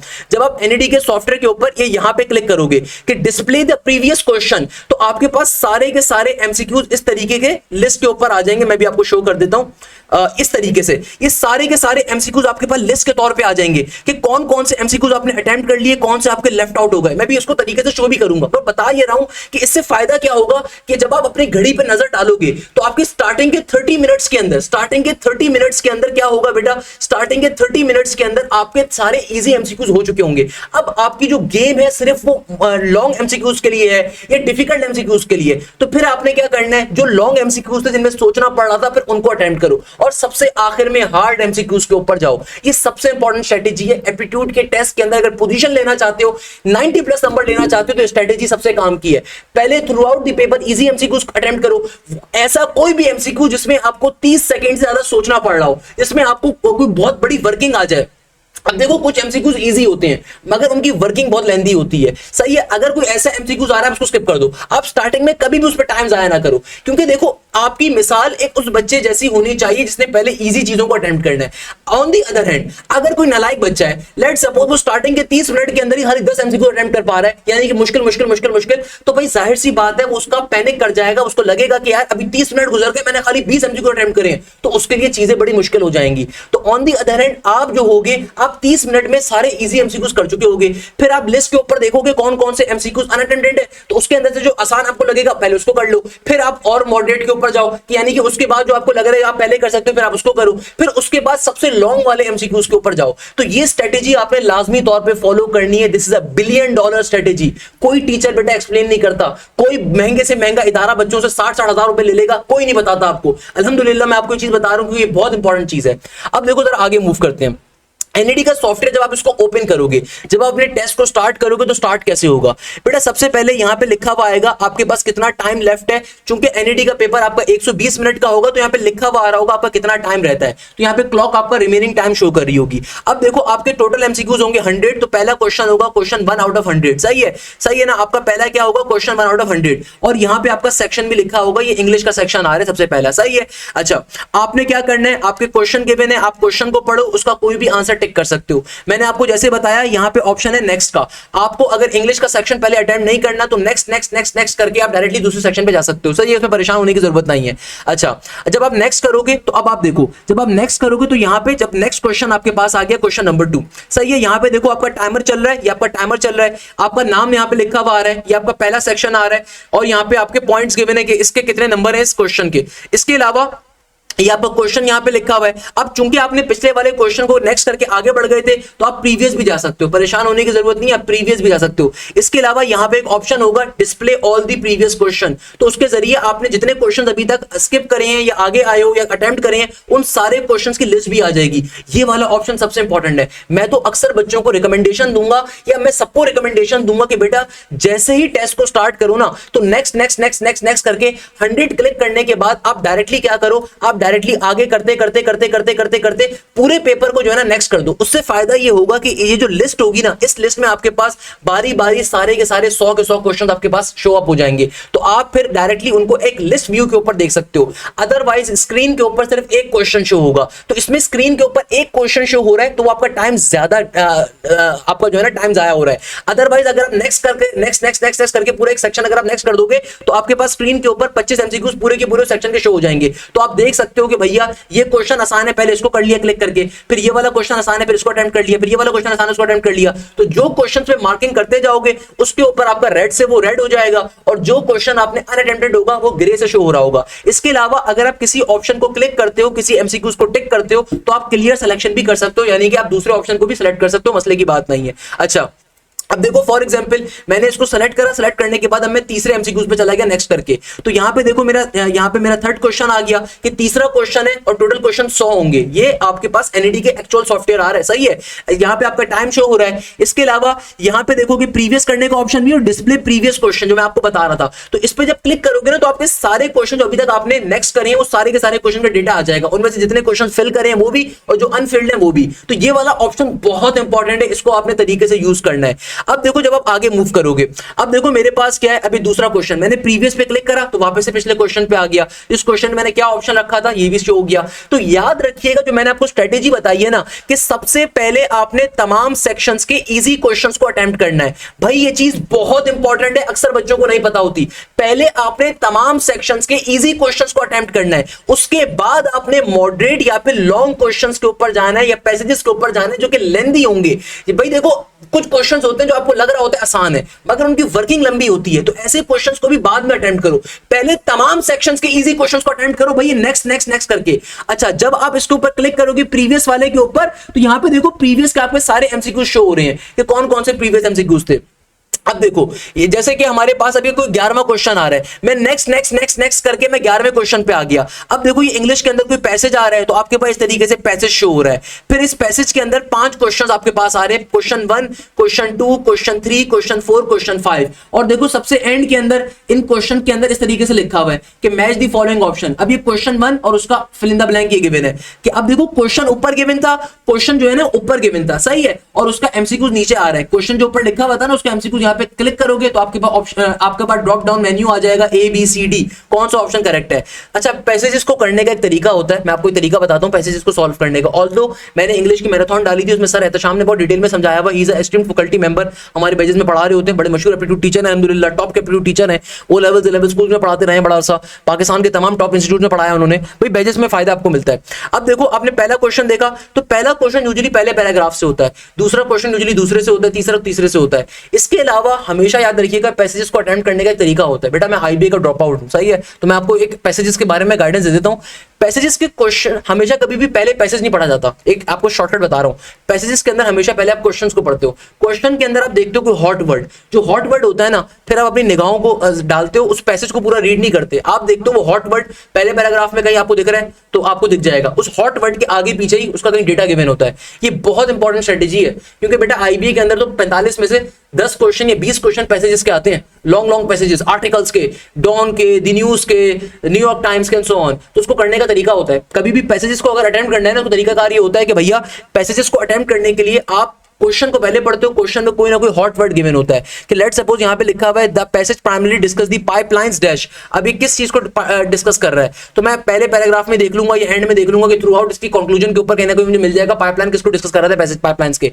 अच्छा, According to the passage 54 million gallon of oil can travel through the pipeline each। अब ये हॉट वर्ड क्या है यहाँ पे, ये 54 मिलियन गैलन ऑफ ऑयल, तो मैं पूरे पैसेज में निगाह डालूंगा 54 मिलियन कहां लिखा हुआ है। आपकी आंख को अल्लाह ने कुदरत दी है, आपको शायद ये बात मालूम नहीं होगी, साइंसी तौर पे आपकी आंख की ये कुदरत है, जब कभी आप किसी पेज के ऊपर निगाह डालते हो ना, उस पेज की जो एबनॉर्मेलिटी होती है सबसे पहले आपकी आंख उसको पकड़ती है। पता नहीं आपने कभी इसको ऑब्जर्व करा नहीं करा। पैसेज को अटेम्प्ट करने का तरीकेकार ये होता है, although I am not your English teacher, but since I have a background of that particular thing and I have studied at my own time, I was a topper by the way, alhamdulillah। so बताने का मकसद ये कि मैं, मेरी कोशिश होती है अगर बच्चे की कोई हेल्प हो रही है तो मैं कर दूं थोड़ी सी हेल्प, सही है। अच्छा, बहरहाल अब देखो जैसे कि अब आपका ये दूसरा सेक्शन आ गया, अब ये देखो यहाँ पे आपका आपने नेक्स्ट करके आगे बढ़े, अभी आपका दूसरा सेक्शन आ गया। अच्छा, बाय द वे ये MCQs बड़ा इंपॉर्टेंट है, ये NED में बहुत आता है भाई, ये वाला MCQs जो है ना, ये NED के अंदर बहुत आता है, इसको मार्क कर लीजिएगा, ये NED का मोस्ट इंपॉर्टेंट MCQs है, मैं पहले बता रहा हूँ आपको। इसकी वैल्यू x की वैल्यू 1 होती है, -1 होती है, इस तरह की कोई होती है, मोस्ट इंपॉर्टेंट MCQs है बाय द वे, सही है, इसको कहीं पे लिख लेना भाई, ये MCQs आपके पेपर में आ जाएगा, ये बहुत इंपॉर्टेंट MCQs है।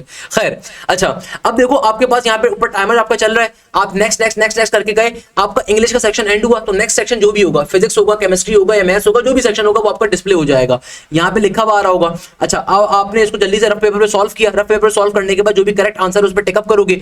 अच्छा, इसके अलावा यहाँ पे अगेन प्रीवियस पिछले MCQs भी देख सकते हो, और यहाँ पे जो नीचे वाला जो ऑप्शन होगा ना, प्रीवियस डिस्प्ले क्वेश्चंस, उस पर जब क्लिक करोगे तो पूरी लिस्ट आ जाएगी। जो बार बार मैं आपसे बात कह रहा हूँ, उस लिस्ट को अपने नेक्स्ट करके पूरा सेक्शन अपना नेक्स्ट करो। आसान तरीका मैं आपको बताऊं क्या है, आसान तरीका ये है कि जो भी पहला सेक्शन आ रहा है उसको नेक्स्ट करके 25 दफा नेक्स्ट के बटन पे क्लिक कर दो, उससे क्या होगा 25 टाइम्स आपका पेपर आगे चला जाएगा। तो फिर जब प्रीवियसली डिस्प्ले वाले पे क्लिक करोगे ना, तो 25 के 25 MCQs लिस्ट के अंदर आ जाएंगे। ये बात मैं बार बार आपको बता रहा हूं, इससे फायदा क्या होगा कि अदरवाइज अगर आप एक एक क्वेश्चन करके जाओगे ना, तो आपको स्क्रीन पे सिर्फ एक क्वेश्चन शो होगा, जैसे स्क्रीन के ऊपर आपको एक क्वेश्चन शो हो रहा है ना, तो अदरवाइज स्क्रीन के ऊपर सिर्फ एक क्वेश्चन आ रहा होगा। तो इससे बेहतर क्या है कि आप नेक्स्ट 25 टाइम्स नेक्स्ट करोगे, तो आपके पास क्या हो जाएगा, जब आप इस प्रीवियस के नीचे ये ऑप्शन होगा प्रीवियस डिस्प्ले वाला, उस पर क्लिक करोगे तो पूरी लिस्ट के अंदर वो 25 प्रीवियस क्वेश्चन डिस्प्ले हो जाएंगे। तो आप डायरेक्टली उस लिस्ट को देख सकते हो कि इनमें से कौन सा क्वेश्चन आपको आता है, आसान है, पहले उसको अटेम्प्ट कर लो, फिर जो लॉन्ग वाला है फिर उस पर जाओ, फिर उसके बाद आसान वाले के ऊपर। तो पहले सारे आसान वाले अटेम्प्ट करने, फिर लॉन्ग वाले के ऊपर, फिर डिफिकल्ट वाले के ऊपर। बेटा बार बार ये बात मैं आपको रिपीट कर रहा हूं क्योंकि बहुत इंपॉर्टेंट चीज है। मैं चाहता हूं कि बेटा आप पोजीशन लेकर आओ, मैं चाहता हूं कि बेटा देखो मेरा ये काम नहीं है, बट मेरी कोशिश है कि मेरे कौम का बच्चा पढ़े, मेरी कोशिश है कि भाई इस मुल्क का बच्चा तालीम हासिल करे। मैं आपको बार बार टेस्ट अटेम्प्ट करने का तरीकाकार दिखा रहा हूं। अच्छा, अब देखो जैसे मैंने आपसे कहा कि जब आपने प्रीवियस डिस्प्ले प्रीवियस पे क्लिक करा ना, तो आपके पास देखो लिस्ट पूरी शो हो जाएगी। इसको बार बार देखो भाई, इसको बार बार देखो, ये बार बार जो मैं बात आपको दिखा रहा हूं, ये जो बार बार मैं आपको चीज दिखा रहा हूं, इसको देखो कि भाई इस तरीके से जब आप नेक्स्ट करके आगे जाओगे ना, तो जब previously display previous question, display previous viewed question, display previous viewed question, ये वाला ऑप्शन जब आप क्लिक करोगे ना, तो आपके पास इस तरीके से स्क्रीन के ऊपर सारे क्वेश्चन आ जाएंगे जो आपने देखने हैं, जो आपने देखे हैं। इसके अलावा देखो रेड से वो क्वेश्चन मार्क होंगे जिनका आंसर आप लगा चुके हो, चाहे गलत लगाया सही लगाया, वो रेड से शो हो रहे होंगे। और जो क्वेश्चंस आपने अभी तक नहीं अटेम्प्ट करे, वो आपके पास सिल्वर से ग्रे के अंदर शो हो रहे होंगे, सही है। देखो जैसे 5वां क्वेश्चन अटेम्प्ट करा हुआ है, तो इसका क्वेश्चन आपके पास शो हो रहा है कि आपने ये अटेम्प्ट कर दिया है, और जो बाकी क्वेश्चन जो आपने अटेम्प्ट नहीं करे, वो रेड से आपके पास ग्रे से शो हो रहे रहे हैं, तो attentive questions where you tick for an answer, तो वो आपके पास देखो रेड से शो हो रहे हैं। अब देखो जो आपके अनअटेम्प्टेड क्वेश्चंस होंगे ना, वो आपके पास देखो इस तरीके से, ये यहाँ पे देखो, ये वाली पिक्चर, यहाँ पे देखो जो अनअटेम्प्टेड क्वेश्चंस हैं वो आपके पास क्या होंगे, वो आपके पास इस तरीके से ग्रे से शो हो रही है, नॉट अटेम्प्टेड क्वेश्चंस ग्रे से शो हो रहे हैं। क्लियर है? तो भाई फायदा क्या है प्रीवियस डिस्प्ले का, कि आपके पास स्क्रीन के ऊपर सारे क्वेश्चन आ जाएंगे। ये सबसे बड़े फायदे की चीज है भाई। अगर आप एक एक क्वेश्चन करके चल रहे होगे तो स्क्रीन पे सिर्फ एक क्वेश्चन शो हो रहा होगा। अगर आप एक एक क्वेश्चन को पहले सॉल्व कर रहे होगे तो नेक्स्ट नेक्स्ट करने के ऊपर एक क्वेश्चन ही खाली शो हो रहा होगा। बट अगर आप 25 दफा नेक्स्ट के बटन पे क्लिक कर दो तो पूरा सेक्शन आपका नेक्स्ट नेक्स्ट करके निकल गया। अब आप जब प्रीवियसली डिस्प्ले व्यू क्वेश्चन पे क्लिक करोगे तो 25 के 25 क्वेश्चन इधर लिस्ट पे आ जाएंगे। तो मैं तो रिकमेंडेशन दूंगा पूरे सेक्शन को नेक्स्ट करो, उसके बाद प्रीवियस डिस्प्ले पे जाके जो इजी क्वेश्चन है पहले उनको करो, फिर आप नेक्स्ट सेक्शन पे चले जाओ। सही है? ये बहुत इंपॉर्टेंट चीज है, बहुत इंपॉर्टेंट चीज है कि भाई पहले हर सेक्शन के सिर्फ इजी क्वेश्चंस को अटेम्प्ट करना है। मैं बार बार स्ट्रेटेजी आपको बता रहा हूं सॉल्व करने की, चाहे कोई भी आपका सेक्शन आ रहा है। अब देखो जैसे कि आपके पास क्वेश्चन नंबर 32 आ रहा है, अब ये आ रहा है the practical application of phenomenon of mutual. ये क्या होता है? ये मेरे ख्याल में फिजिक्स का क्वेश्चन आ रहा है कोई, सही है ना? फिजिक्स का क्वेश्चन आ रहा है तो आपके पास डायनामिक ऑप्शन है, जनरेटर है, रेक्टिफायर है, ट्रांसफॉर्मर है। आप चाहो तो नेक्स्ट पे क्लिक कर सकते हो, चाहो तो प्रीवियस पे क्लिक करके पिछले क्वेश्चन पे आ सकते हो। इसी तरीके से अब देखो ये क्वेश्चन आ रहा है, अब देखो यहाँ पे क्या है, अब जो भी आपका लास्ट क्वेश्चन होगा, अब जो भी आपका 100वां क्वेश्चन होगा ना, जो लास्ट वाला क्वेश्चन आपका होगा, अब देखो वहां पे क्या होगा, वहां पे फिनिश का बटन बीच में आ रहा होगा। कि अगर कोई बच्चा सोच रहा है sir next next next next करते गए तो गलती से अगर टेस्ट ही क्लोज हो गया, तो ऐसा नहीं होगा भाई। आपने ऑल्दो थोड़ा सोचना है, ऐसा होगा नहीं, नॉर्मल सी बात है। फिनिश का जो ऑप्शन होगा ना वो बीच में आ रहा होगा, सेंटर में। नेक्स्ट का ऑप्शन यहां पर था, तो अगर नेक्स्ट नेक्स्ट नेक्स्ट नेक्स्ट कर भी रहे हो ना तो परेशान मत होइएगा कि भाई फिनिश ही ना हो जाए टेस्ट। फिनिश का ऑप्शन यहां पे आ रहा होगा। और कोशिश करनी है कि आपने टेस्ट को खुद से फिनिश नहीं करना, मैं आपको बार बार कह रहा हूं। सही है? जो टेस्ट का टाइम है पूरा टाइम दो यार। आप प्राइम मिनिस्टर की औलाद नहीं हो, ना आपके कहीं पे बंगले हैं, ना आपकी बेगम है, ना आपके बच्चे हैं कि आपको कोई परेशानी होगी कि बाहर क्या चल रहा है क्या नहीं चल रहा। टेस्ट का टाइम खुदारा पूरा कंप्लीट कर आओ। जो भी आपका लास्ट एमसीक्यूज होगा ना, जो आपका 100 एमसीक्यूज होगा 100वां, तो वहां पे फिनिश नाउ का ऑप्शन आ रहा होगा। फिनिश नाउ का वहां पे क्या होगा, ऑप्शन आ रहा होगा। अब जैसे लास्ट एमसीक्यूज आ रहा है केसीकेपी का कोई न्यूमेरिकल आ रहा है, सही है, for reversible reaction the KC expression will be dash, उसको पढ़ लीजिएगा। केसीकेपी के न्यूमेरिकल्स आ जाते हैं, उनकी एक्सप्रेशन आ जाती है। अब देखो वहां पे फिनिश नाउ का ऑप्शन होगा, मगर आपने फिनिश नाउ खुद से नहीं करना। जो आपके 2 घंटे का टाइम है, 1 घंटा आपका जो भी 120 मिनट्स का टाइम है, 2 घंटे का टाइम है, उस टाइम को पूरा यूटिलाइज करना है। आपके कोई बेगम नहीं है, आपके कोई बच्चे नहीं है, आपका कोई शौहर नहीं है, आपका कोई माँ बाप, सारी चीजें बाद में आती हैं। टू बी वेरी ऑनेस्ट, आपका जो 2 घंटे का टाइम है ये आपकी जिंदगी का बड़ा इंपॉर्टेंट टाइम है। इस टाइम को जाया नहीं करना, ये टाइम बड़ा इंपॉर्टेंट है बेटा। ना कि बाद में बैठ के आप पछता रहे हो, उससे बहुत बेहतर है इस टाइम को फुल यूटिलाइज करो। आपका जो मुंडी है ना, आपका जो सर है वो उठना नहीं चाहिए। आपने 2 घंटे फोकस होकर करना है। अगर आपने टेस्ट के सारे क्वेश्चन अटेंड भी कर लिए तो बेटा अपने मजहबी कलमात को पढ़ो, दुआओं को पढ़ो, और कोशिश करो जो आपको क्वेश्चन अजीब से लग रहे थे, अगर आपको लग रहा है कि ये क्वेश्चन गलत गिवन है, इसका आंसर गलत गिवन है, उस पर थोड़ी सी वर्किंग कर लो, उसको बार बार देख लो।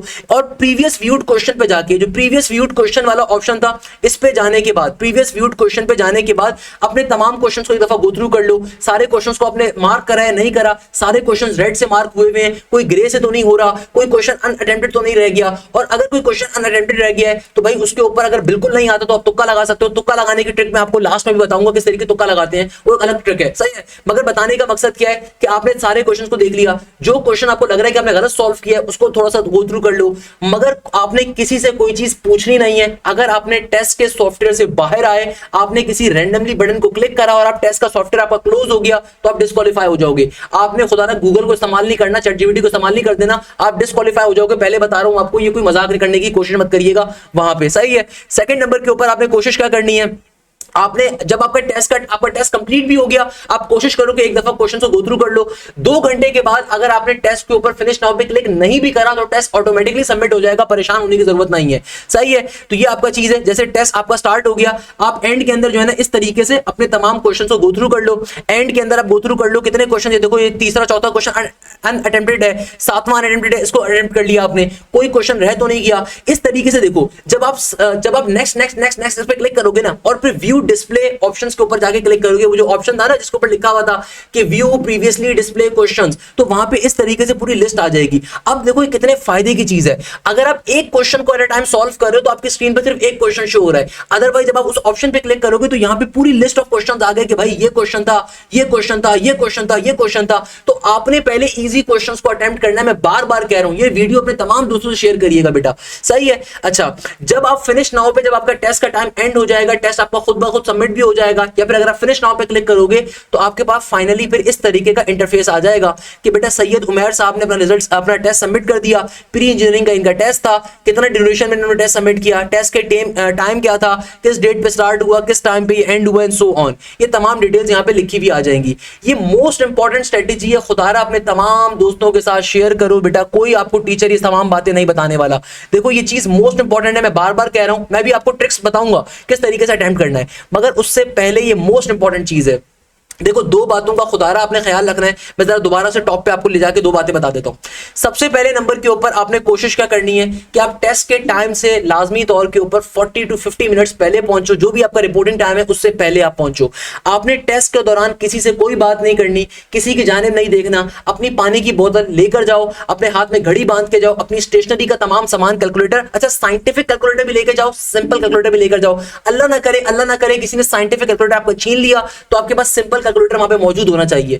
सेकंड नंबर के ऊपर अपने मजहबी कलमात लाजमी तौर पे पढ़ो। अगर आप मुसलमान हो सूरह कलम सुबह पढ़ के जाओ, रब्बी ज़िदनी इल्मा पढ़ो, अपनी आयतुल कुर्सी को पढ़ो, दुरूद शरीफ को पढ़ो। इसके अलावा अगर आप हिंदू कम्युनिटी से हो या फिर पर्टिकुलरली आप क्रिश्चियन कम्युनिटी से, जो भी आपके मजहबी कलमात है बेटा, ऑलवेज प्रेफर कि आप लाजमी तौर पर उनको पढ़ो। उससे आपका जो ऑब्वियसली प्रेशर होता है वो काफी हद तक कम हो रहा होता है। सेकंड नंबर के ऊपर दूसरों की तरफ नहीं देखना। बहुत बच्चा होगा, बहुत रश होगा, आपने किसी लड़के को या किसी लड़की को देख के पहली बात तो खुद ना ही देखो तो बेहतर है भैया, सही है। दूसरे नंबर पे देख के एटलीस्ट ये फील नहीं करना कि यार इसका एडमिशन हो जाएगा मेरा नहीं होगा। आपका भी एडमिशन हो सकता है, आपकी भी बिल्कुल एडमिशन होगा। आपने किसी को अपने से कमतर नहीं समझना, ना किसी को अपने ज्यादा समझना है। अक्सर बच्चे ओवर कॉन्फिडेंस से मारे जाते हैं या अक्सर बच्चे लेस कॉन्फिडेंस से मारे जाते हैं। तो आपने ना तो ओवर होना है ना लेस होना है। आपने अपने मिनिमम के ऊपर रखना है, अपनी नजरों को नीचे रख के अपने काम से काम रखना है। किसी की जाने फजूल किस्म की हरकत नहीं करनी। जब टेस्ट अटेंड हो जाए तो एनईडी की कैंटीन में जाके बिल्कुल फोड़म फाड़ी करो, बाहर जाके मस्कन के ऊपर बैठ के खाना पीना करो, कोई मसला नहीं है। मगर टेस्ट से पहले बिल्कुल कोशिश करो कि बहुत नॉर्मल टेम्परेचर अपना रखो, परेशान ना हो। टेस्ट के टाइम से पहले एनईडी यूनिवर्सिटी जाओ ताकि आप आराम से सुकून के साथ जाओ। लास्ट नाइट के ऊपर बिल्कुल आप एक प्रॉपर नींद लो। इसके अलावा मैं आपको रिकमेंडेशन क्या दूंगा कि देखो तुक्का कैसे लगाते हैं। मैंने जो आप लोगों को स्ट्रेटेजी बताई ना बेटा, ये स्ट्रेटेजी मोस्ट इंपॉर्टेंट स्ट्रेटेजी है कि आप कभी भी एप्टीट्यूड टेस्ट देने के लिए जाते हो, याद रखिएगा, मैं दोबारा से आपसे कह रहा हूं, आपने तमाम सेक्शंस के अंदर पहले इजी एमसीक्यूज को अटेम्प्ट करना है, सही है। उसके बाद सेकंड नंबर के ऊपर जो लॉन्ग एमसीक्यूज होते हैं, यानी कि देखो बहुत दफा ऐसा होता है कोई एमसीक्यूज तो इजी है मगर उसकी सॉल्यूशन बहुत लंबा होगा, ये आपको सोचना पड़ेगा। अब देखो हर इंसान के साथ ही होता है। मैंने अपनी जिंदगी में कई एग्जाम्स दिए, एनईडी के अंदर भी दिए, जब मैं टेक्सास स्टेट यूनिवर्सिटी में था वहां पे भी दिए, दुनिया का हर किस्म का इंटरव्यू भी दिया, हर किस्म के एग्जाम्स भी दिए, डिफरेंट बड़ी बड़ी एमएससीज के जब जॉब्स के लिए अप्लाई करते हो वहां पे भी टेस्ट देते हो। तो याद रखिएगा बहुत दफा ऐसा होता है कि एक चीज आपने पढ़ी होती है, आपको आती होती है और उस वक्त जहन में नहीं आ रही, तो आपने उस वक्त बैठ के सोचना नहीं है। हमारे बच्चे माशाल्लाह से इतने खूबसूरत होते हैं, कभी कभार मेरा टेस्ट सेंटर विजिट करना होता है, although I will not be there at your test centre, सही है, मगर कभी कभार जब मैं टेस्ट सेंटर जाता हूं ना तो मैं देखता हूं कि कुछ बच्चे ऐसे करके बैठ के सोच रहे हैं। उनसे पूछो भाई तू क्या कर रहा है, सर वो एक चीज याद नहीं आ रही, सोच रहा हूं। मेरा दिल तो चाहता है उसको बोलूं कि बेटा तुझे मैं गाँव तकिया भी लाके दे देता हूं, एक काम कर अपनी टांगे पसार के आराम से गाँव तकिया के ऊपर सर रख के सोच, अल्लामा इकबाल तू ही बन जा बेटा, नया पाकिस्तान तू बना ले बैठ के। भाई ये फनकारी नहीं करनी आपने बिल्कुल भी ये सोचना, जो चीज नहीं आती उस पर लानत भेजो, आगे बढ़ जाओ। जो चीज नहीं आती, जो टाइम सकर क्वेश्चन है उसके ऊपर लानत भेज के आगे बढ़ जाओ।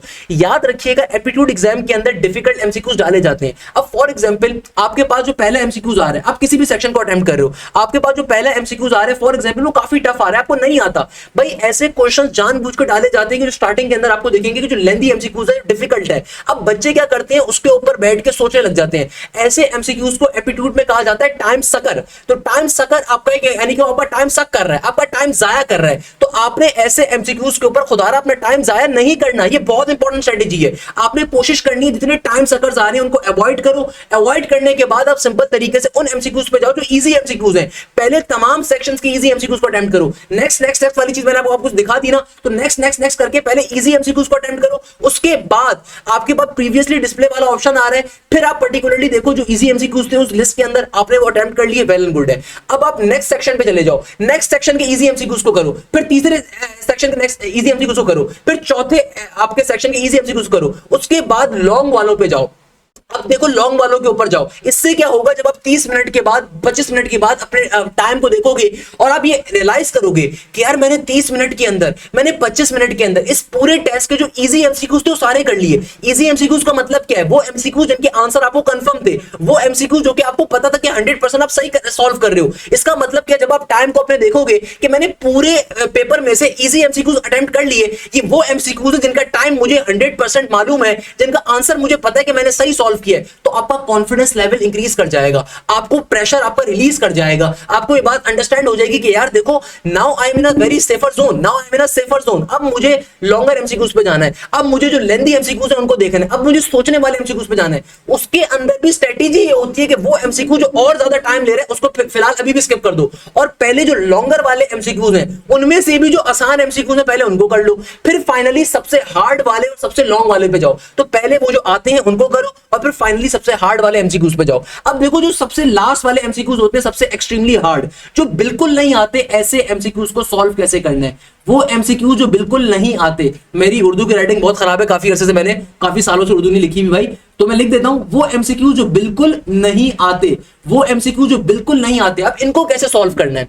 अब देखो मैं एक सिंपल सी आपको मिसाल देता हूं, हर इंसान एक नॉर्मल इंसान होता है, अच्छे से अच्छा बच्चा भी कभी कभार कुछ चीजों को छोड़ देता है। अब फॉर एग्जाम्पल आपने जो है ना लेट्स सपोज मैट्रिसेस के अंदर पीरियोडिक मैट्रिक्स की टाइप को छोड़ दिया, अब वो एक एमसीक्यू आपके पास आ गया, अब आपको नहीं पता, लेट सपोज आपके आबाओ अजदाद को भी नहीं पता कि वो एमसीक्यूज किस लॉजिक से आ रहा है, अब तुक्का कैसे लगाएंगे। देखो तुक्का लगाने की एक स्ट्रेटेजी होती है, क्योंकि एनईटी के टेस्ट के अंदर नेगेटिव मार्किंग नहीं है। अब अक्सर बच्चों को क्या लगता है, अक्सर बच्चों को लगता है कि शायद जो है ना ऐसी जो है ना रैंडमली एमसीक्यू टिक कर दें, नहीं ऐसे नहीं करने। देखो एक तुक्का लगाने की दुनिया में स्ट्रेटेजी है। अब देखो करना क्या है, जो भी आपके सबसे हार्ड वाले एमसीक्यूज हैं जो आपको बिल्कुल नहीं आते, ये मैं उनके लिए कह रहा हूं, जो एमसीक्यूज आपको आता है, थोड़ा बहुत भी आता है, 1% भी आता है कि भाई इसका क्या ऑप्शन हो सकता है, तो आपने अपने ऑप्शन को देखना है। फॉर एग्जाम्पल आपके पास कोई भी क्वेश्चन आ रहा है, मैं आपको एक काम करता हूं यहीं पर शो कर देता हूं, आपके पास फॉर एग्जांपल कोई भी एमसीक्यूज आ रहा है, लेट सपोज एक एमसीक्यूज आ रहा है, जरा गौर से बात समझिएगा मेरी, बड़ी इंपॉर्टेंट एक बात करने वाला हूं। अब देखो फॉर एग्जांपल मेरे पास कोई भी एक एमसीक्यूज आ रहा है, सही है, मेरे पास कोई भी एक एमसीक्यूज आ रहा है, सही है। अब इस एमसीक्यूज के अंदर अगर मुझे 1% भी पता है कि यार इस एमसीक्यूज का क्या आंसर हो सकता है कि unlike the misleading television documentary the biography was interesting, false, accurate, fantastic, अब अगर मुझे 1% भी आइडिया हो रहा है ना कि इसका आंसर क्या होगा, तो मैं उसी आंसर को टेकअप करूंगा। बट कभी कभार कुछ टॉपिक्स ऐसे होते हैं जो बच्चा बिल्कुल छोड़ देता है। अब यानी कि आपके आबाओ अजदाद को भी नहीं पता ये टॉपिक केमिस्ट्री का है, फिजिक्स का, आपको ये भी नहीं पता माशाल्लाह से, ये आपको ये भी नहीं पता ये टॉपिक किस चैप्टर से बिलोंग करता है। अब वहां पे आप जो है ना एक्सपेक्टेड आंसर भी तुक्का नहीं लगा सकते। बहुत दफा तुक्का लगाने की दो स्ट्रेटेजीज होती हैं। एक स्ट्रेटेजी तो ये होती है कि जो भी आपने अपने क्वेश्चन को रीड करा, क्वेश्चन को रीड करने के बाद आप देखो कि जो भी उसके सबसे गलत आंसर है उसको पहले रॉन्ग आउट कर दो। यानी कि फॉर एग्जांपल मैंने इस क्वेश्चन को पढ़ा तो मुझे साफ तौर पे दिख रहा है कि भैया इसके 4 में से एक ऑप्शन जो है ना तो कभी करेक्ट हो ही नहीं सकता, उसको मैंने इनकरेक्ट कर दिया, यानी कि वो तो कभी आंसर मेरा हो ही नहीं सकता, वो मेरा ऑप्शन से कट गया। फिर मैंने दूसरा ऑप्शन देखा, ये भी कभी आंसर नहीं हो सकता, अब खाली यानी कि ऑप्शन ए और ऑप्शन सी बच रहा है। तो ये कहलाता है कि आपने रॉन्ग वन को आउट कर दिया, यानी कि रॉन्ग वन आउट हो गया, यानी कि जो गलत था आपने उसको निकाल दिया दौड़ से। अब जो आपके पास 2 पॉसिबल आंसर्स हैं उनमें से आपने अल्लाह का नाम लेके एक पे तुक्का लगा दिया, जो भी आपको करेक्ट लग रहा है। एक तरीका तुक्का लगाने का ये होता है कि जो भी आपके रॉन्ग वन होते हैं, जो भी आपके ऑड वन होते हैं उनको आप आउट कर रहे हो, तो जो भी आपके बिल्कुल ही गलत आंसर्स होते हैं उनको आप एक्सपेल कर रहे हो, तो निकाल रहे हो, तो आप इवेंचुअली अपने करेक्ट आंसर पे पहुंच जाते हो। एक तरीका तुक्का लगाने का ये होता है। एक और तरीका तुक्का लगाने का ये होता है कि लेट्स सपोज मुझे ये पता ही नहीं है कि टॉपिक कहां से आ रहा है, मुझे ये भी नहीं पता इस टॉपिक में बात क्या की जा रही है। अब for example I am a mechanical engineer, I have a very vast experience of working in the mechanical sides और the supply chain sides। मगर अगर कोई बंदा मुझसे पूछे यार ये हार्ट का ऑपरेशन करना है, जरा हार्ट का ऑपरेशन तो कर दो, तो मैं तो हक्का बक्का खड़ा रहूंगा। मुझे तो ये भी नहीं पता कौन कौन सी नर्व्स होती हैं, किस नर्व्स को काटना है, कौन सी दिल की रग होती है, कौन सी दिल की रग नहीं होती, तो मैं तो भाई शबाटर बन जाऊंगा वहां पे। हाँ कोई बंदा मुझसे बोले कि भैया ये डीसी मोटर कैसे चलती है, तो मैं उसके ऊपर ऐसी लंबी फनकारी करके आऊंगा, आप सोच नहीं सकते, हालांकि मैंने कोई 10 साल पहले टॉपिक पढ़ा होगा। बट अगर कोई बंदा मुझसे पूछता है कि डीसी मोटर कैसे चलती है, तो आई मस्ट नो कि यार मैं कोई बेसिक बात जरूर कर दूंगा, मैं एटलीस्ट कोई रैंडमली रामलीला जरूर वहां पे सुना दूंगा, या मैं कभी ना कभी करेक्ट आंसर जरूर बता दूंगा। बताने का मकसद ये कि कोई बंदा मुझसे पूछता है कि यार इंडस्ट्रियल इंजीनियरिंग के प्रिंसिपल्स क्या होते हैं, अब मैंने ऑल्दो पहले पढ़ा होगा मगर मैं कुछ ना कुछ उसमें बता सकता हूँ जो मेरी फील्ड का कोई हिस्सा रहा है। बट एक ऐसा टॉपिक जो मुझे बिल्कुल ही नहीं पता, लेट्स सपोज हार्ट का ऑपरेशन कैसे होगा, मैं इंजीनियरिंग का बंदा, मेरे आबाओ अजदाद को भी नहीं पता कि यार हार्ट का ऑपरेशन कैसे करना है, मुझे क्या पता भाई, मैं तो नहीं उस फील्ड के अंदर रहा। अब उसका कोई क्वेश्चन आ जाए, अब मैं उसको कैसे सॉल्व करूं, तो इस तरह के क्वेश्चन जहां पे आपको 0.00000% भी नहीं पता ना कि क्वेश्चन किस टॉपिक से आ रहा है, इसका क्या तरीकेकार है, ऐसे क्वेश्चन पे तुक्का लगाने की एक स्ट्रेटेजी होती है एप्टीट्यूड के अंदर। और ये स्ट्रेटेजी होती है कि बेटा थ्रू आउट पेपर जो ऑप्शन सबसे ज्यादा, आप जब क्वेश्चन को सॉल्व कर रहे थे तो जो भी ऑप्शन सबसे ज्यादा रिपीट हो रहा था ना, आप अल्लाह का नाम लेके वो ऑप्शन वहां पे टिक कर दो। क्या कहा मैंने कि भाई थ्रू आउट द पेपर जो भी एमसीक्यूज, जो भी क्वेश्चन आपका, जो भी ऑप्शन ज्यादा रिपीट हो रहा था ना, लेट्स सपोज आपका ऑप्शन था ए बी सी डी, इसमें दो स्ट्रेटेजीज होती हैं। एक स्ट्रेटेजी होती है कि भाई देखो जो भी ऑप्शन थ्रू आउट पेपर जब आप क्वेश्चन को सॉल्व कर रहे थे तो जो भी ऑप्शन सबसे ज्यादा रिपीट कर रहा था ना, आप अल्लाह का नाम लेके उसी ऑप्शन को वहां पे टिकअप कर दो। ये तुक्का लगाने की एक स्ट्रेटेजी है, मगर अगेन ये स्ट्रेटेजी आपने रैंडमली नहीं अप्लाई करनी। ऐसा नहीं है कि आपको क्वेश्चन आता है वहां पे भी अप्लाई कर दी, नहीं। ये आप कहां पे अप्लाई करोगे कि अगर एक ऐसा क्वेश्चन है कि जहां पे आपको ये भी नहीं पता कि किस टॉपिक से आ रहा है, किस सब्जेक्ट से आ रहा है, उसकी लॉजिक क्या है, इसका बैकग्राउंड क्या, आपको कुछ नहीं पता, आप ऑड वन आउट भी नहीं कर सकते, आप अपने ऑप्शंस के जरिए भी करेक्ट आंसर पे नहीं पहुंच पा रहे, आपको कुछ समझ में नहीं आ रहा, तो वहां पे स्ट्रेटेजी फिर ये होती है कि भाई थ्रू आउट द पेपर जो ऑप्शन सबसे ज्यादा रिपीट हो रहा हो ना, अल्लाह का नाम लेके उस ऑप्शन को वहां पे लगा दो। सही है, एक तरीका ये होता है। या फिर एक तरीका होता है इसका अपोजिट काम, कि जो ऑप्शन सबसे ज्यादा रिपीट कर रहा है उसके अलावा वाला ऑप्शन वहां पे टिक कर दो। ये भी एक स्ट्रेटेजी होती है, बट अगेन मैं आपको मशवरा दूंगा जो ऑप्शन सबसे ज्यादा रिपीट कर रहा है उसी ऑप्शन को आप वहां पे लगा दो। मगर ये काम उस वक्त करना है जब आपको कुछ समझ में ना आ रहा हो, ना क्वेश्चन क्लियर हो रहा हो, ना कुछ समझ में आ रहा हो। ये तुक्का लगाने की स्ट्रेटेजी सिर्फ वहां पे अप्लाई करनी है, अदरवाइज आपने तुक्का नहीं लगाना। अदरवाइज अगर आपको क्वेश्चन का 1% भी आइडिया हो रहा है ना, एटलीस्ट क्वेश्चन समझ में आ रहा है कि एग्जामिनर बात क्या कर रहा है, ऐसे क्वेश्चन को सॉल्व करने का फिर तरीकाकार ये होता है कि आप अपने ऑप्शंस को अंदर जो गलत ऑप्शन होते हैं उनको आप रॉन्ग करते हो, गलत ऑप्शंस को आप अपने कैंसिल आउट करते हो, इवेंचुअली सही आंसर पे पहुंच जाते हो। फॉर एग्जांपल मैं इसकी एग्जांपल देता हूं कि लेट सपोज मेरे पास अगर ये क्वेश्चन आ रहा है तो मुझे साफ तौर पे दिख रहा है कि भाई लेट सपोज ऑप्शन बी तो कभी करेक्ट हो ही नहीं सकता, तो इसको मैंने गलत कर दिया, फिर ऑप्शन नंबर डी भी कभी करेक्ट नहीं हो सकता, तो इवेंचुअली जो रिमेनिंग ऑप्शंस होंगे मैं उनके ऊपर सोचूंगा, सोचने के बाद फिर मैं किसी एक ऑप्शन पे टेकअप कर दूंगा। ये होता है ऑड वन आउट स्ट्रेटेजी कि कौन सा ऑप्शन आप गलत ऑप्शंस को माइनस करते जाते हो तो आप इवेंचुअली सही ऑप्शन पे पहुंच जाते हो। ये आपने स्ट्रेटेजी ज्यादा यूज करनी है। ये वाली जो तुक्का वाली स्ट्रेटेजी है सिर्फ वहां पे यूज करोगे जहां पे आपको बिल्कुल आइडिया नहीं है कि क्वेश्चन किस टॉपिक से है, किस तरह का क्वेश्चन है, आपको ना ऑप्शन समझ में आ रहे हैं ना क्वेश्चन समझ में आ रहा है। अच्छा, अब मैं आपसे लास्ट में दो बातें करूंगा, जैसे मैंने आपसे कही लास्ट में मैं एक छोटी सी बात बस आपसे करूंगा। देखो अगर आप एनईडी की तैयारी कर रहे हो तो खुदारा मैराथन्स को लाजमी तौर पे कवर करो, दे आर एक्सट्रीमली इंपॉर्टेंट। तमाम पास्ट पेपर्स को कवर अप करके जाओ, लास्ट डे प्रॉपर नींद लेके जाओ। अल्हम्दुलिल्लाह मोर देन 1200 स्टूडेंट हमारे बैचेस के लास्ट एनईडी में एडमिशन हासिल किया था। हमारा न्यू बैच एनईडी राउंड 2 के लिए इस वीक से स्टार्ट हो रहा है, तो आपने लाजमी तौर पर उस बैच का हिस्सा बनना है। मोर देन 45 स्टूडेंट्स का एनईडी के अंदर 90 प्लस का स्कोर था लास्ट ईयर। पूरे पाकिस्तान के किसी भी इंस्टीट्यूट का ये मार्का नहीं था। किसी भी इंस्टीट्यूट के हद से 10 या 12 बड़े बड़े इंस्टीट्यूट जो 60,000 रुपए की फीस ले रहे हैं ना, अगर आप उनके फेसबुक पेजेस पे जाके देखोगे तो लास्ट ईयर उनमें से खाली 10 या 15 बच्चों के 90 प्लस का स्कोर था। मेरे मोर देन 45 स्टूडेंट्स का 90 प्लस का स्कोर था। 45 प्लस स्टूडेंट्स ने 90 प्लस का स्कोर किया था। पाकिस्तान का कोई बड़ा से बड़ा इंस्टीट्यूट ये इंजाम नहीं कर सका था। 60,000 रुपीज की फीसें लेते हैं इंस्टीट्यूट, आपको बेवकूफ बनाते हैं। किसी के 45 प्लस 90 प्लस का स्कोर नहीं था एनईडी के राउंड 1 राउंड 2 के अंदर मिला के। अल्हम्दुलिल्लाह मोर देन 40 स्टूडेंट्स ने 90 या उससे ज्यादा का स्कोर किया था। मैं आपको उन तमाम बच्चों की पिक्चर्स भी दिखा सकता हूं। अल्हम्दुलिल्लाह अहमद रजा हो गए, अब्दुल हसीब हो गया, इसकी आईबी के अंदर ही पोजीशन थी, हबीब के अंदर ही पोजीशन थी, अरसला खान हो गई, सैयद हम्माद हो गया, सिराजुल हक, ये इसकी एनईडी राउंड 2 में 96 के साथ पहली पोजीशन थी। राउंड 1 में 93 का स्कोर था इस बच्चे का। वसी मुजम्मिल हो गया, Rameez Kamran first position holder है राउंड 1 का, सही है। तकी सद्दीकी हो गया। इसके अलावा ये वो बच्चे जिन्होंने इंप्रूवमेंट करी थी, मनकशे तारिक 67 से 81। तो अच्छा, ये वाली चीज क्यों इंपॉर्टेंट है? देखो आपने लाजमी तौर पे राउंड 1 भी देना है, राउंड 2 भी देना है। खुदारा जिन बच्चों ने राउंड नंबर 1 नहीं दे रहे, टेस्ट का फॉर्म फिल कर दिया, राउंड 1 नहीं दे रहे, मैं रिकमेंडेशन दूंगा राउंड 1 भी दो, राउंड 2 भी दो। इससे फायदा ये होगा कि आपके पास एटलीस्ट नॉलेज होगी किस तरीके से टेस्ट को अटेम्प्ट करना है, एक एक्सपोजर होगा और उस एक्सपोजर की मदद से आप अपना टेस्ट का स्कोर इंप्रूव कर सकते हो। देखो ये मनकशे ने 67 से 81 पे गई थी, ये बच्चा साद उल्लाह खान 67 से 83 पे गया था राउंड 2 में। अफजल इकबाल 70 से 83 पे गया था। ये बच्चा सारिम खान 58 से 83 पे गया था। ये उन्जिला मसूद 67 से 84 पे गई थी। ये बच्चा बुशरा खालिद 67 से 86 पे गई थी। ये उमैमा जुबैर ने 90 का स्कोर किया था। हसन जाहिद ने 92 का किया था। आयशा फातिमा ने 93 का किया था। रमीज कामरान ने राउंड नंबर 2 में 93 का किया था, राउंड नंबर 1 में 96 का स्कोर किया था। अहमद रजा ने 95 का स्कोर किया था। सिराजुल हक ने राउंड नंबर 2 में पोजीशन ली थी 96 के साथ।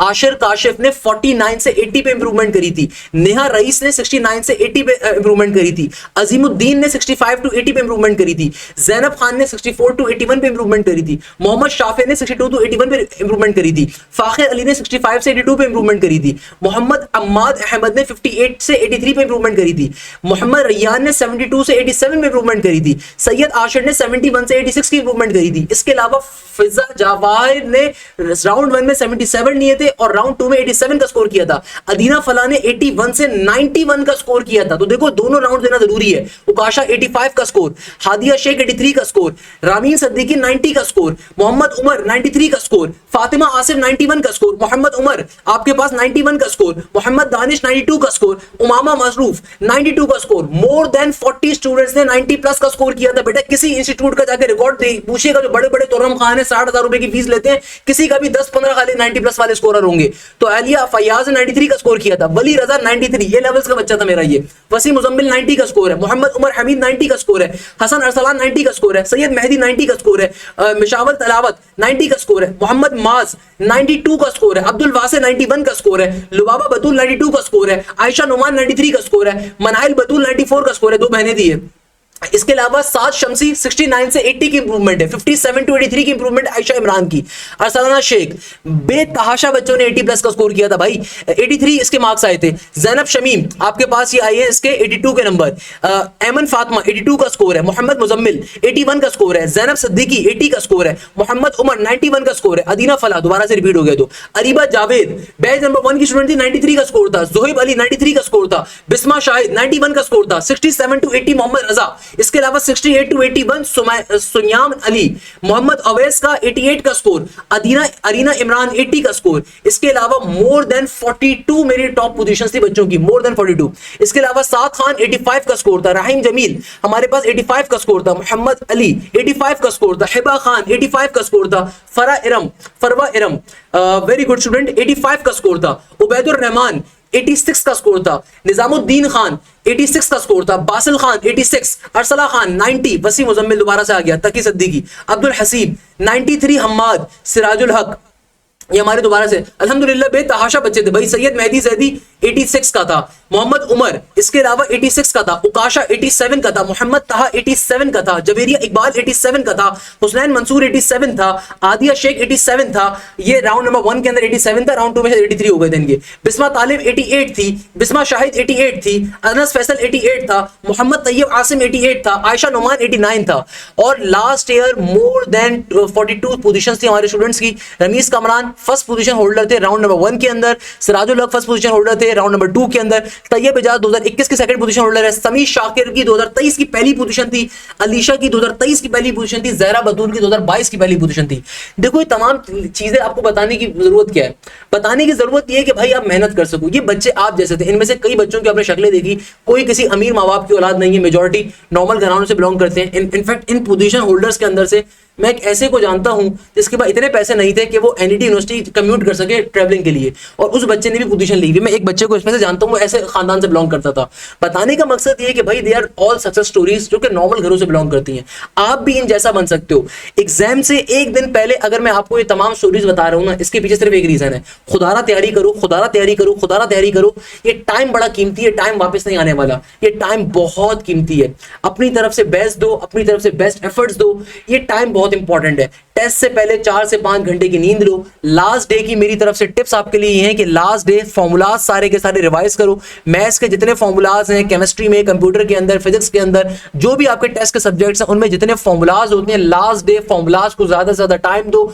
एनईटी के पेपर में फॉर्मूलाज बहुत ज्यादा पूछे जाएंगे, तो फॉर्मूलाज को देना बहुत ज्यादा जरूरी है कि लास्ट डे सारे के सारे फॉर्मूलाज लाजमी तौर पर रिवाइज करें। Formulas are extremely important. अपनी तरफ से दुआएं लाजमी तौर पे पढ़ें, माँ बाप की दुआएं लेकर जाएं। माँ बाप की दुआएं बड़ी इंपॉर्टेंट होती हैं बेटा, याद रखिएगा। अपनी तरफ से बेस्ट दें। पैनिक नहीं करना आपने पेपर के अंदर, पैनिक बिल्कुल भी नहीं करना भाई, पैनिक खुदारा नहीं करना आपने। अपने कॉन्फिडेंस को बहाल रखना। ये तमाम टिप्स एंड ट्रिक्स जो मैंने आपको दी हैं बहुत इंपॉर्टेंट है, इनको लाजमी तौर पर गो थ्रू करें। इन टिप्स की आपको बहुत हेल्प मिलेगी, बहुत जरूरत है आपको इन टिप्स की। मैं उम्मीद करता हूं कि एनईटी के अंदर इस साल में इंशाअल्लाह पोजीशन आप लेकर आएंगे और मेरा सर फखर से बुलंद करेंगे। आप तमाम मेरे बच्चे हैं, अपने तमाम दोस्तों से इस वीडियो को शेयर करिएगा और कोशिश करिएगा। हमारा न्यू बैच इस वीक से स्टार्ट हो रहा है, इसमें एनईटी राउंड नंबर 2 की, फास्ट की, जीआईके की प्यास की, नस के कराची के टेस्ट की, कराची यूनिवर्सिटी की, दाऊद की, सबकी हम तैयारी कवर अप करवा रहे होंगे, उस बैच का आप हिस्सा बन सकते हैं। यहीं पे इस क्लास को मैं एंड करूंगा इस उम्मीद के साथ कि आप जहां जैसे खैरियत से होंगे। मुझे बहुत सारी दुआओं में याद रखिएगा। I really need those prayers. जज़ाकल्लाह खैर। Thank you so much. Hashim Zia signing of.